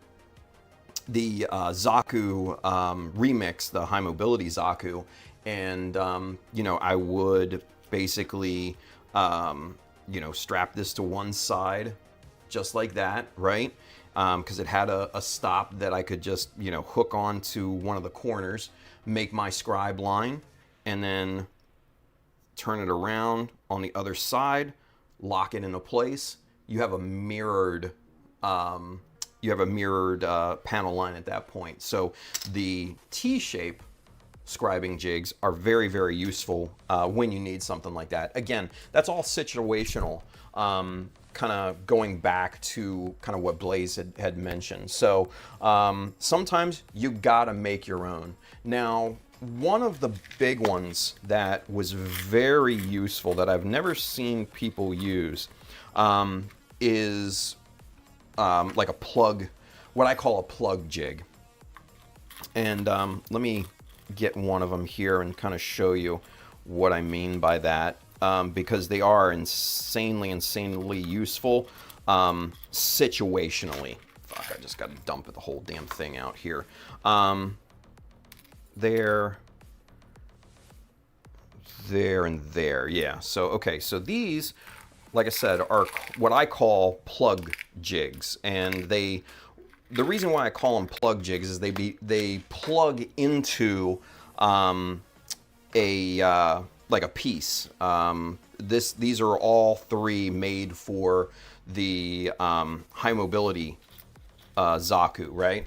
Let me grab the Zaku here real quick, and I will show you exactly what I mean. Where is it? Where is it here? Where's the damn thing? Is this it right here? I think it is. Yep, it is. All right, cool. So I use these mainly on the legs, around where around the openings here for the power cables, right? So you can see this panel line that goes around the outside here, and then also around the outside here, right? And those were made by these plug jigs. Now, what I wanted to do is get a very, very thin, nice, consistent reveal around, around the perimeter here, right? And by doing this, making a plug for it, I was able to remove the hose coupling here, plug this in, and this had kind of a friction, sizing in here. It would just plug into that hole, and it would stay firm and centered and everything. And then I was just able to scribe around this, this shape and all that, right? Let's see. There was another one that I used this for. I think that was, I forget where I used this one. I don't know. Anyway, but yeah, same thing here on the upper. I used this little guy right here. Again, just you can see it's maybe a 0.5 millimeter around that perimeter, and just really, really useful. And those are some of the jigs that I've kind of made over the years, and I'll end up making many, many more. But yeah, scribing jigs, plug jigs, these T-square or T-style jigs, those are all insanely useful when trying to, scribe different patterns and things like that, and mirror patterns and all of that. Very, very useful. Chris says, to clarify, wasn't watching but listening, and max speed 5 miles per hour to campsite. Oh man, Chris, he's just trying to walk it back. Let's see. Bill says, won't take the place of the jigs, but it can give you an idea before you buy some from High Craig. Yeah, absolutely. Let's see. Julia says, I can't wait to see the Shiki painted and panel lined with the scribing details Tim added. Yeah, me too. And there's the link for Colin's, Mr. High Craig's store there, where you can get some scribing jigs. Very, very useful. Blaze says, see, I'm way behind on catching up on the previous streams.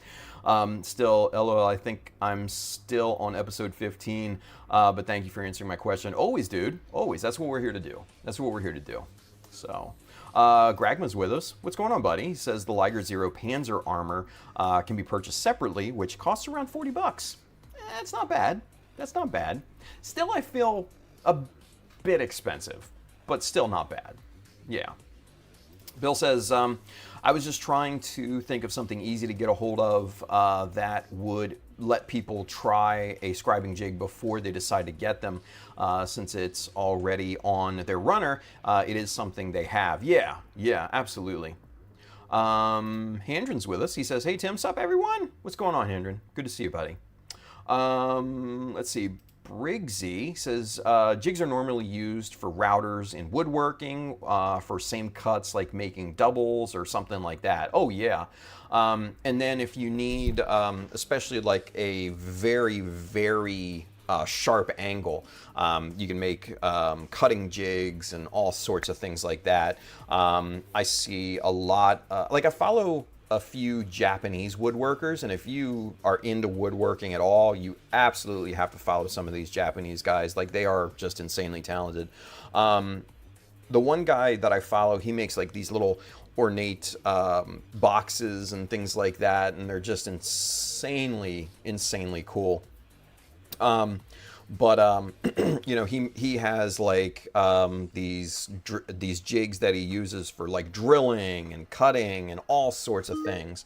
Another guy, he makes those little those very, and I forget what they're called, but those very intricate wooden kind of like panels that, you know, you can see through. They're just made up of intricately little cut pieces of wood, and all of the angles are like at, you know, like a 45 degree or a 60 degree or whatever, and he's got these angled jigs that he places these little strips of wood into, and he can just chisel, you know, the edge of those pieces to the perfect angle. They're just super useful. So yeah, man, jigs are huge in woodworking. Bill says it is definitely not perfect, but would be easy to use and get a feel for how to use it. Could be. Yeah, absolutely. That, make your own, all of it, all of the above. Hell yeah.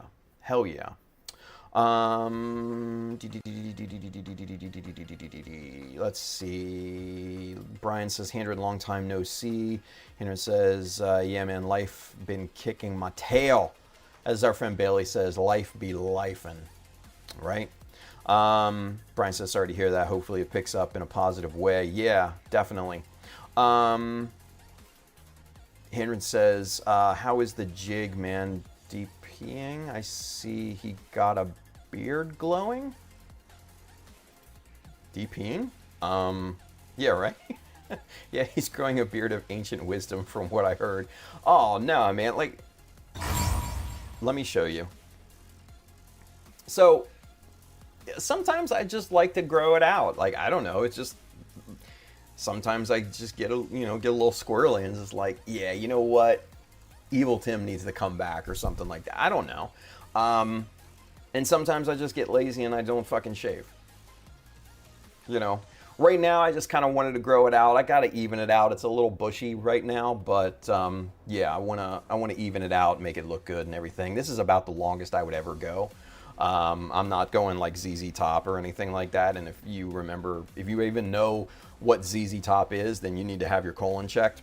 But yeah, I'm not going like Old Man Winter or anything like that. I just, you know, just wanted to kind of get something. Yeah. Let's see. Nightfall says, I'm back. Had to leave for a while. No worries, dude.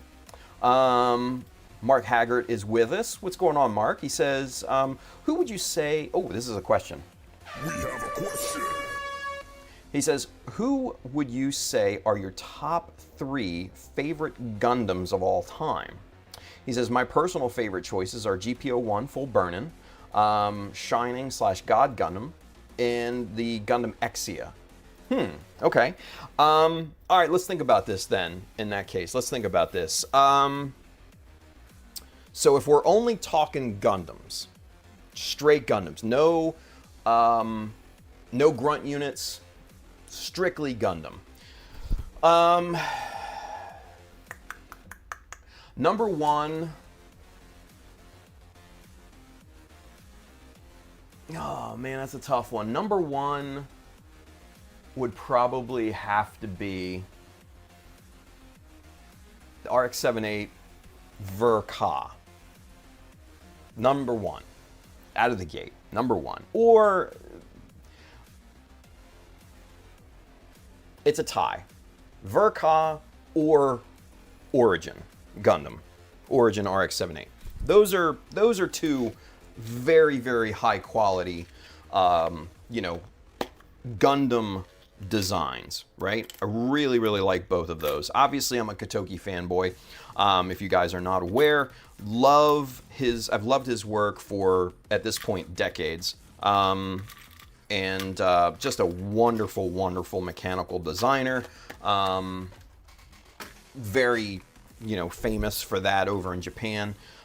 Huge, huge fan. But the Master Grade Origin is also a very superior design as well, and I love the aesthetics of that. I love the kind of realism-based design of the Master Grade Origin. It's really, really subtle, very elegant in some of the details. Love that. Number two, shit. Number two, and I'm looking up at my backlog here and backlog over there. Number two, I'd have to go New Gundam. I mean, that's pretty traditional, I'd say. And number three, oh man, number three.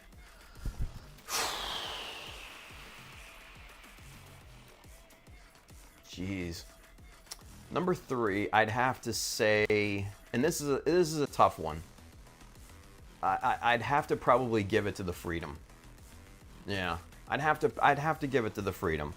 The Strike is right there as well. I like both of those designs, but I do like the lines of the Freedom a lot more. Just the wings and everything. It's a very kind of kind of traditional looking type of, super mech, if you will. Yeah, obviously it's not very reality based, if we're being honest, but I do like the aesthetics of the Freedom very much. So I guess those would be my top three, if somebody had to kind of hold me to the fire. Yeah, I would go with that. Let's see. Bill says, no, like all of us bald men, what happens is our brains get too powerful, so the hair tries to run away, which makes it grow down, and thus we get beards. Nice, Bill. I like that. Nice fall. Tim, I have to ask you. This is a question. We have a question. He says, what will you do next after you finish this custom? Oh, fuck. I haven't really given that much thought, if I'm being honest. I may do another quick hitter. For me, now mind you, let me say this. This we worked on for 2.5 months. This for me is a quick hitter. This is a quick hitter. Because you have to think about the Jesta, the airdrop took me 8-9 months. The Hummingbird took 4 years. 4 years. Ozzy, that took me, I think, right around about a year, maybe under. So those are typical build time frames for me, right? So I may want to do another quick hitter, just to try and get my skill sets back up and things like that. Or I may revisit maybe another kind of older build, maybe like the SD Unicorn or the GM Spartan, something like that. Maybe just to kind of just get it knocked out quickly-ish. Yeah, I don't know. I don't want to necessarily jump back on the GBWC build. I don't want to jump back on the remix yet because I don't think I'm there yet skill-wise to tackle that again.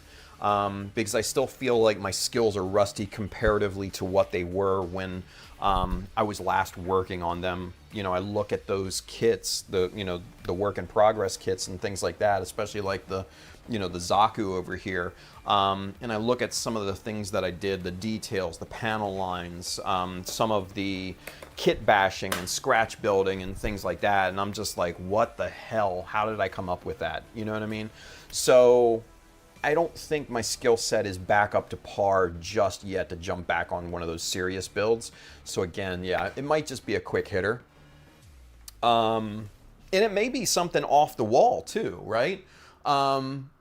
Because I have it, and it's funny enough, like over here, you can't see it, but it's above the paint rack. I actually have a shelf up there of backlog, and I have a well, shit, let me just grab it here real quick. Hang on. I've got, get off of there. Get over there. I have some interesting kits here that, I've wanted to build here for quite a while. And just haven't gotten around to it, right? Now, if you know our good friend, Mr. Julio, Mr. Clippin' Nubs, if you follow him, you know that he's done one of these Buzz Lightyear kits, right? And Amber got this for me for my birthday one year. And, this is a real deal model kit of Buzz Lightyear, right?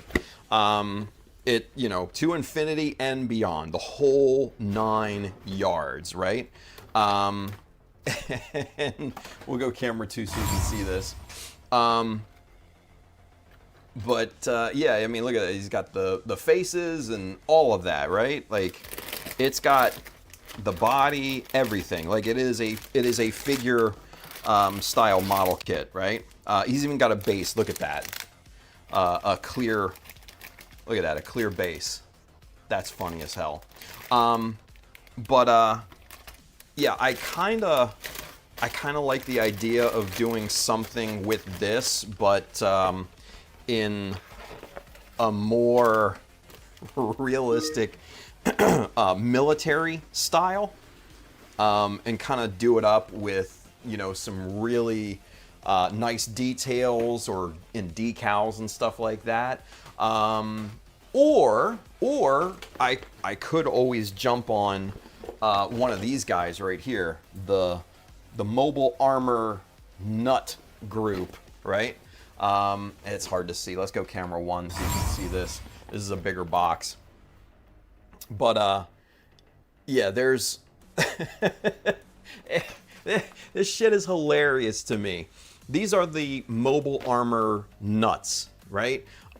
You've got, You've got the almond, you've got the peanut, walnut, and chestnut. The almond is like a plain type of thing. The peanut is more of a mechanized kind of a bipedal walker unit.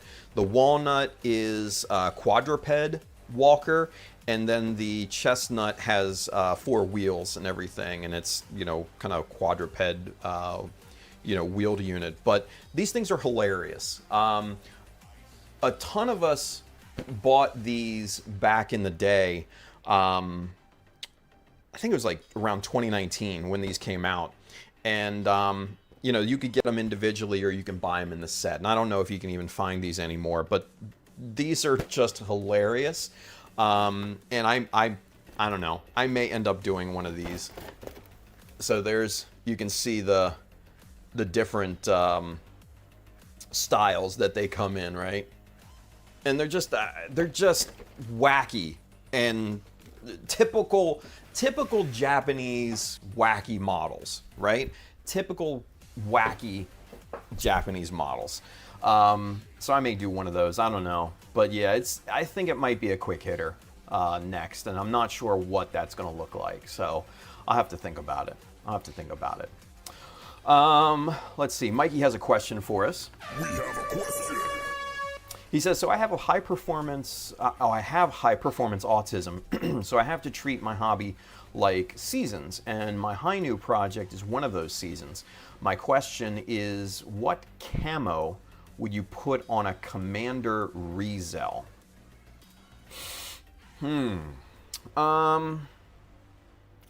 Honestly, Mikey, I'm not 100% sure if I would put camo on a Rizel because, you know, they're always going to be space-based. You know what I mean?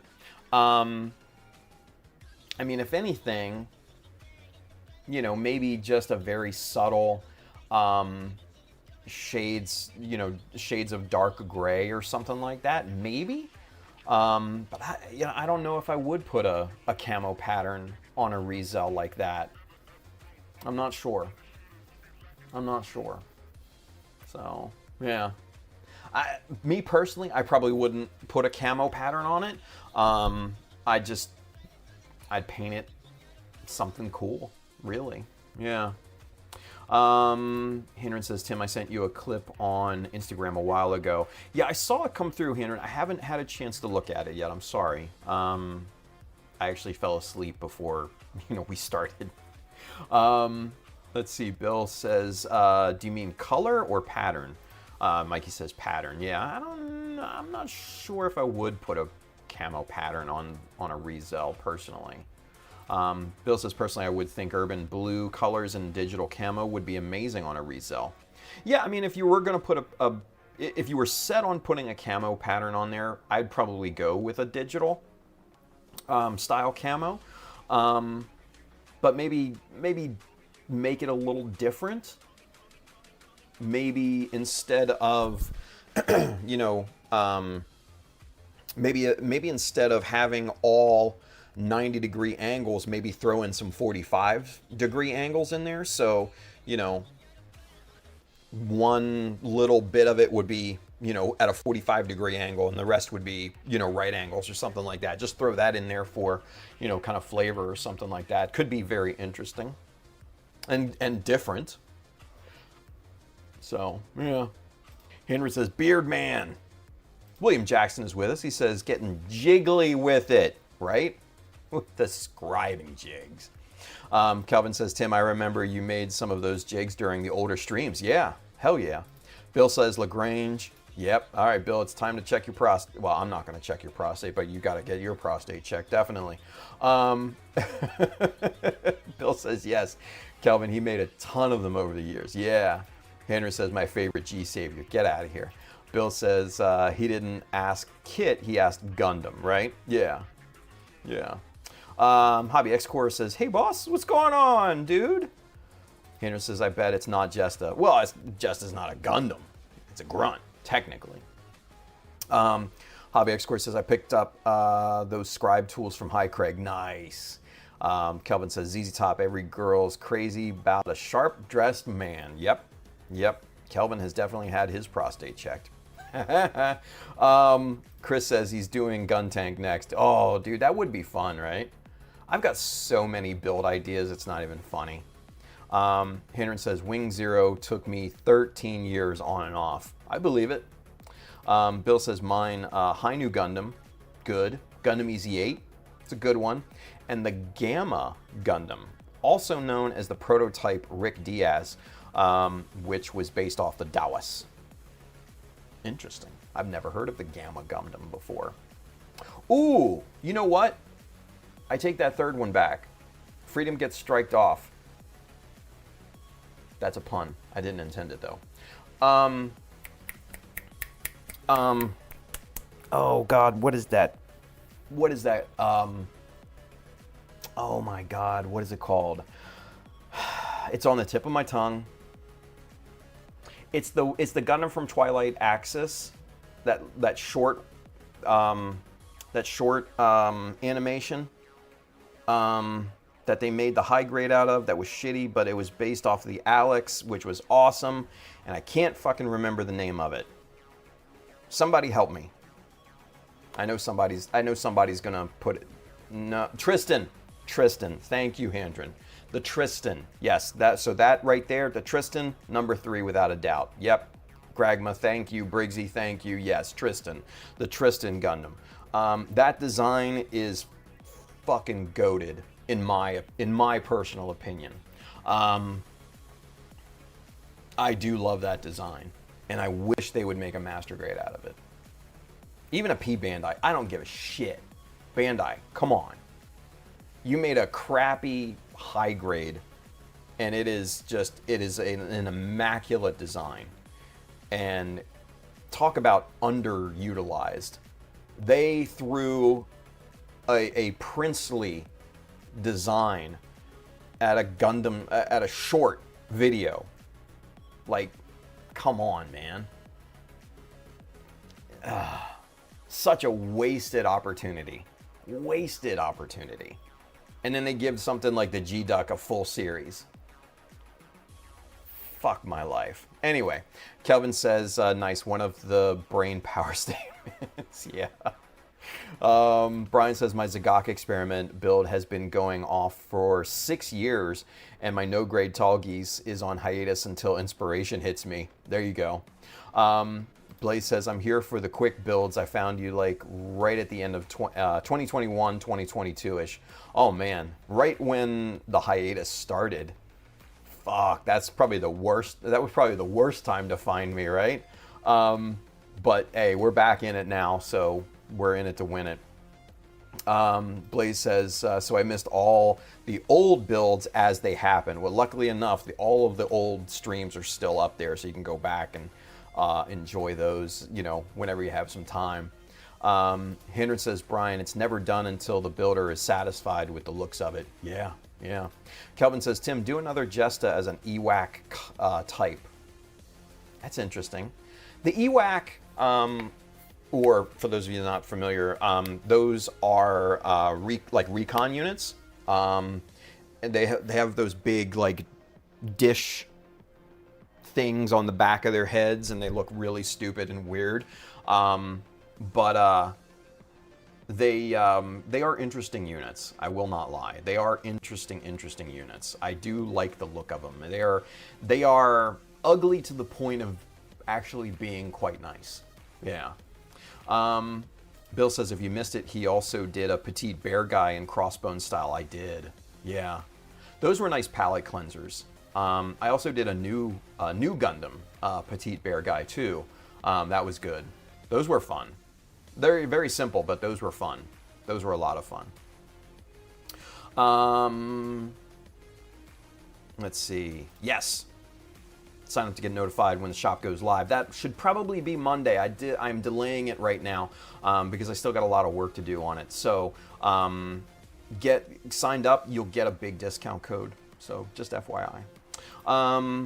Brian says, it's not luckily I have a good finalized idea on the Wing Zero build that I'm currently working on. Just need time to finish the secondary kit for the build at the moment. Hendren says, I would say a Titan color scheme would look better on a Rizel. That would actually look kind of dope. I'm not gonna lie. A Titanized Rizel, I could see that. Yeah, I could see that. Briggsy says, Rizel being a space type mobile suit, you could go with a space themed camo, like an asteroid looking camo or something. I mean, yeah, that's now that you say that, yeah, that's definitely you could. Let's see. Nightfall says, hey guys, gotta go. Bye. Nightfall, take care, buddy. Thank you for tuning in. Let's see. Bill says, Atlas Gundam? No. That was from Thunderbolt. Yeah. Brian says, my only problem is I keep forgetting to take photos and to post on social media, so no one knows what I'm doing. Yeah, that's part of it. Hendren says, the badass Tristan. He says, hell yeah, it is. Yeah, it's super nice. Love that design. Gio says, if I were to do camo on a Rizel, I would go white, baby blue, and dark blue. Urban camo pattern. I've seen that camo on jet fighters. Don't know what country. You know, now that you mention it, Gio, I think I've seen that as well. Yeah, and I'm not sure where that is as well. Yeah, I'm not sure what country does that. Todd says, I have the 144 Wing Zero Hono from the Build Fighters. Hindran says the head design is just chef's kiss. Just mwah, the Tristan. Yeah. Briggsy said, Wing Zero Virtue Tristan, a scary looking design. Yeah, it is. Yeah. Excuse me. Todd says the colors are nice, right? Hindran says the side profile in the short anime, hot damn, it's mean. Yeah, the Tristan is just, like I said, a fucking goated design. It's a beautiful, beautiful design, and I don't know why, Sunrise decided to use that in a shitty throwaway animation. And then, of course, Bandai is never going to pick it up because it was in a shitty throwaway animation. Fuck a duck. And the Zaku 3, the red Zaku 3 was in Twilight Axis too. And that was a beautiful design. The Zaku 3 is just awesome. I think that was a flight type as well, to add insult to injury. Man, I wish they would make those, because those are great designs. Brian says they'd build the Master Grade Atlas before they ever do the Tristan. Oh, without a doubt. Yeah, without a doubt. Mikey says, I'm thinking on a Hexa type camo, or my version of the Justa colors on my Rizel. I like the hexagonal camo idea, Mikey. It'll be complex, but if you can pull that off, I think that would be really cool. Yeah, now that you mention it. Blaze says, I'm laid up recovering from foot reconstruction. Oh, shit. Don't tell me they are all still here, or I'll go down the rabbit hole watching them. Oh, yeah, dude. All the way back to 2018. 2018. I think I was starting work on the Jesta at that point, if I'm not mistaken. I think that was what I was working on those early days. So yeah, they go all the way back to 2018. And then you have the Mechanism episodes, our group builds, where we just had just stupid amounts of fun. Yeah, all of those were great. So yeah, man, if you're recovering from foot reconstruction, dude, go down that rabbit hole. Go down that rabbit hole. Seriously. Briggsy says, if they can make a master grade kits from a failed Gundam movie like Narrative, why not do the Tristan, if not a third party? Right? Like, come on, man. Like, somebody's got to pick that up. Like, I'm just not going to, go out there and get a master grade Alex and build it myself. Am I? Yeah, I would. But I can't afford a master grade Alex at the moment, so I can't do that. So, but it would be cool. It would be cool. Chris says, if I had to pick 3 Gundams in no order, Easy 8, Full Armor 7-8, and Moon. Ooh, that's a good one too. That's a good one too. Bill says, not sure, Brian, since they could use an existing mold and just add a couple new runners for the Tristan. Yeah, I mean, they could totally just, bootleg the Alex parts in there and be good for, shit, probably 50% of it. Hendron says, Bill, before you know, Tim gonna ask you to remind him of his passwords and where he put his keys. Shut up. Bill says, password 1234, and keys are with his daughter. Fuck off, both of you. You dicks. He says, Tim, this is the Gamma. Okay, let's see what we got here. These fuckers. Come on, there we go. All right, go to site. Yes, YouTube, I want to take a look at it. Oh, look at that. Okay. Excuse me. Look at this. All right. Hang on, let's go display. All right, so we're on the, the Gundam Wiki here. RX-098, prototype Rick Diaz. Yeah, look at that bad boy. Huh.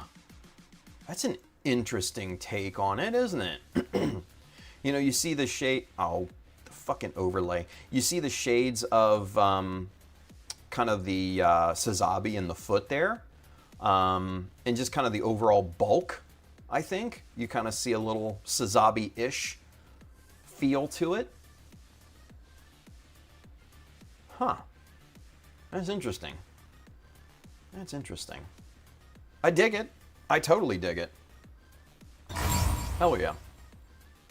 Nice. Nice, nice, nice.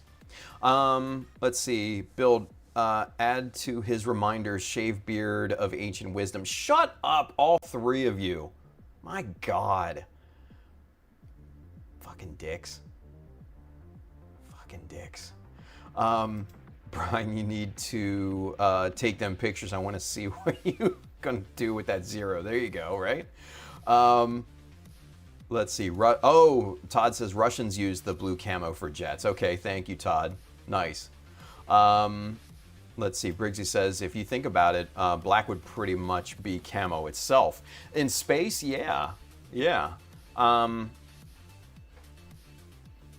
Yeah. I mean, it really would be, right? You wouldn't see it. Let's see. Bill says, do it, Mike. Right? Let's see. Blaze says, the country that does the white, light blue, and dark is Russia. Yeah, there you go.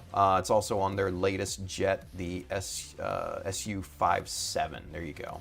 Briggsy says, like a different shades of black, right? Like 50 of them. Why not? Just... Heyo. Hendra says, "Aw, man, Zaku 3, another awesome design." Right? Right? God damn it. You know, it really does just piss me off. Hang on, let's see. Where did it go? Yeah, Tristan. Twilight Axis, let's go. Look at that. Man, open image in a new tab. Look at the, okay, look at this. Look at this. Look at how goated this fucking design is. Look at this. Would you look at this? Oh. Wow. Yeah, the head design. Look at that. With all the vents and everything there. Look how mean that scowl looks. That little tip. That little tip right there to bring down the brow, just, It's so nice.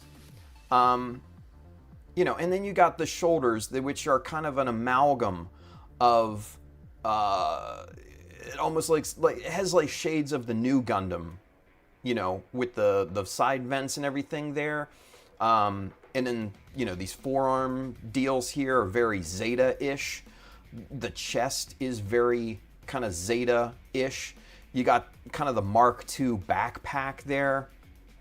You got the Alex style, you know, lower legs. You got the RX-78 feet. You've got this just awesome looking shield.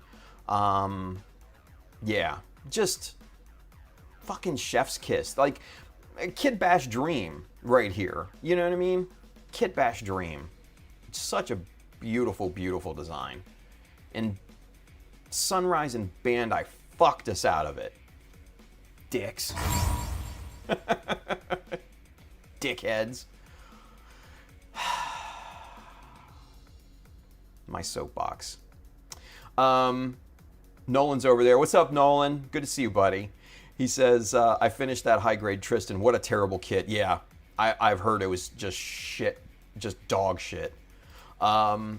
Let's see. William Jackson says, speaking of a suit with a dish for a head, have you ever seen the Metal Armor Dragon R, the Dragon R3 Plus Lifter 3? It's a 1980s anime, in case you haven't heard of it. I have heard of it, but I couldn't tell you what they look like, honestly. I'm not familiar with it myself. Bill says, stay away from Mechanism. If you watch them all, eventually you will see my ugly mug on there. Oh, dude, no, Mechanism was so much fun. Stop it. Stop it, stop it, stop it. We had so much fun on that. Henry says, I have plans to turn the old Alex to a Tristan one day. Screw Bandai. Yeah.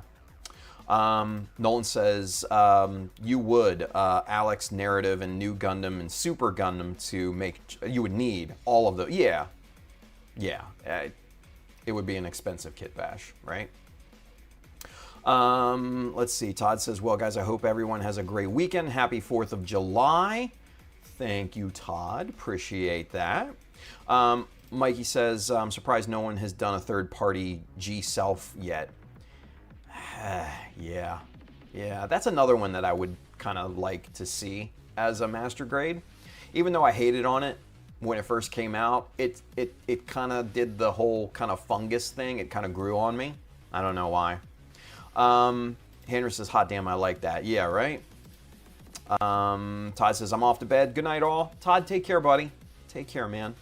Edwin says, happy early 4th of July from halfway across the world. Edwin, thank you, man. Appreciate you. Bill says, yep, you see the Taoists in there and everything. Julia says, have a happy 4th of July. Everyone stay safe. Enjoy the time with friends and family while celebrating 250 years of independence. Good night, everyone. Julius, take care, bud. Yeah, we're gonna close it down here after we get caught up. Gio says, might be a Lord of the Rings remake. That beard will come in handy doing that audition. Man, shut up, all of you. Brian says, old ancient wise one, I saw you followed me on Instagram. I shall not fail you. All Father bows down to your ancient wise beardedness. Motherfucker. Ay. Briggsy, thank you. Briggsy injected some good content here. The head itself on the Tristram is badass. It is, right? So lovely. Lelouch says, tip, all the tip, and the brow. Yeah. Hendren says, one scary ass head to scare the shit out of Xeon. Yeah, dude. Talk about White Devil, man. That's not the RX-78. That fucking Tristan is the White Devil. I'll tell you that. Bill says, careful, Brian, or I might follow you too, and no one wants that. Kidding, I never post anything. Edwin says it would be sad if someone manufactured suddenly announced the Tristan like they did to the Akai Thunderbolt. Oh my God, right? Fucking third-party companies, come on, let's get with it. Get with it. Bill says, please do, Bill, so I can use your plethora of ancient knowledge. And Brian's on a roll tonight, man. Yeah, Hendren, ha, Brian, yeah. Mark Haggard says, have you ever tried building your own random or custom-made Gundam from your own design using any and all pieces? Oh, hell yeah. Shit, I kind of do that all the time, really. Ozzy was the big one, the Ozymandias. He was an original design, and I took him from a concept art of, some medieval armor. And it was fantasy medieval armor. And it had this cool owl-looking helm with the ear kind of blades and stuff like that on the side. Yeah, man. Excuse me. The Ozymandias. That was such a fun ass build. Hang on one second. Instagram. Let me show you the pictures of the Ozzy. No, I don't want notifications. Why would I want that? That's stupid. Notifications. Get out of here with that. Here's the Ozzy. Yes, let's go display capture. Yeah, see, there's the Ozzy. Yeah, and see, and there's kind of that owl looking like, kind of head and everything. And this was such a great kit bash. Such a great kit bash. I loved doing this. I loved working on it. The head is actually from a master grade Goof custom that I heavily customized and added these like winglets on the side. The main body is from a master grade Sinanju Stein. You can kind of see it in the chest. I did modify that chest a lot to kind of diminish that, but you can kind of see it right here in the cockpit hatch and all that. The shoulders are from a 1/100 high grade, what's it called? Grimgird. Yeah, it's from a 1/100 Grimgird. And the upper arms there too. Yeah, look at that. Oh, so good. These kind of pauldron units here that are attached to the shoulders, these are actually from a perfect grade wing custom, or Wing Zero custom. And I think these were the side skirts, if I'm not mistaken. Something like that I strapped on there for just kind of, side shields and everything. But there you can kind of see the the master grade Sinanju Stein. The side skirts are from the Grimgird that I heavily modified. Let's see. Oh yeah, there's a good shot at the head. This is all like epoxy putty, some metal details in there. These winglets are from the 1/100 Grimgird. Yeah. Yeah. Super good angle. Yeah, look at that. Oh, that scribe line, that was tough. That was tough. And just to get it centered and right and everything, yeah, that was a bit of a tough exercise. There's a close-up of the chest. You can see the details and everything in there, all the scribe lines and everything, the little chipping and all that, the decals, all of that just looks super, super good in my opinion. Yeah. Oh, these knee parts were scratch built and resin cast. These were all custom. This was, the rifle was scratch built completely. Love that. That was a good look. There's the shoulder unit. Man, this was heavily, heavily modified. I had to cut the Grimgird shoulder and insert this box to insert the articulation, the arm here to articulate the, shoulder shield thingy. The vent was scratch built, all of that. Forearm, yeah, that was it. So, yeah, man. That's, that was my original design for, for the unit, and a lot of kit bashing, a lot of scratch building, all of that. Yeah. Yeah. Excuse me. Henry says, scratch build, forget kit bashing. One and the same. Blaze says, we are in bad time to love master grades. Hardly get any new ones anymore. True, but we've got a good back catalog. So at least there's that, right? At least there's that. Briggsy says, love it if they made a Verka Tristan. Oh my God. I would lose my shit 100%. Nolan says, have you seen the Tristan pilot's helmet? It's badass. I have not. Briggsy says the Tristan was the bad guy, right? It was an opposite kind of point of view at that point, right? So in that case, yeah, it was really the White Devil.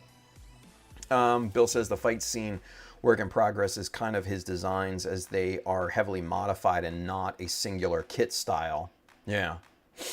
William says, I once took a high-grade Zaku 2FZ and used the German-style head to customize it to look like Jinro. Interesting. Wolf Brigade, yeah. By giving it custom goggles and a custom paint scheme. Interesting. That's not bad. I like it. I like the idea.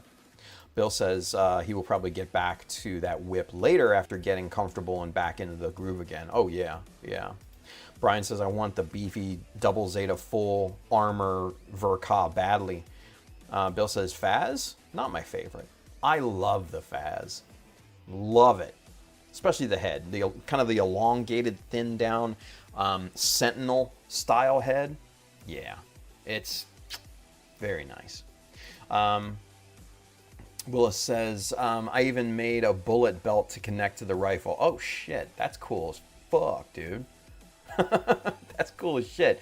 Dude, Willis, you should post pictures of that in the community.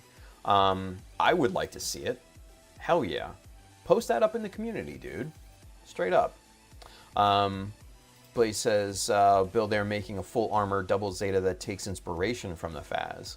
Interesting. ZZ for the win. There we go. All right. Good deal. All right, kids. We're caught up. It's 12:30. It's time to punch the clock. It's time to punch the clock. I am burnt out this week. I'm going to tell you that. I am tired as shit. But I still got a ton of work to do on redrawing these insignia and things like that. So again, if you guys are not signed up for the to get notifications for the Chata Mecha new store, please do so. You you will get a nice discount code off your first purchase. There's going to be a ton of stuff in there, ton of stuff, and a lot of new designs and things like that and all. Real quick, Willis, where would I post my pics? So go to my YouTube channel. You're going to see a community button there, and hit that, and you can just post it right in there. Yeah, and we can all see it and take a look. I'm interested. Hell yeah, I'm interested. So yeah, excuse me. So yeah, so make sure you get notified for the store. You'll get a big discount code off your first purchase. There's going to be a lot of good stuff. That'll probably hit, I think, Monday is what I'm looking at. I'm going to basically work through the weekend on this thing and get it to a point where you guys will be happy with it. So yeah. So make sure you signed up for all that. Real quick, Nolan says, if you like Sentinel, have you ever seen the ground Zeta? No, I have not. I'll have to take a look at that. Interesting. But anyway, yeah, happy 4th of July for those of everyone here in the States. Outside of that, man, have a wonderful weekend. Be safe out there. Build something cool. Yeah, sign up for notifications on the store. I'll see you guys Monday. Stay tuned for the end credits. See you guys.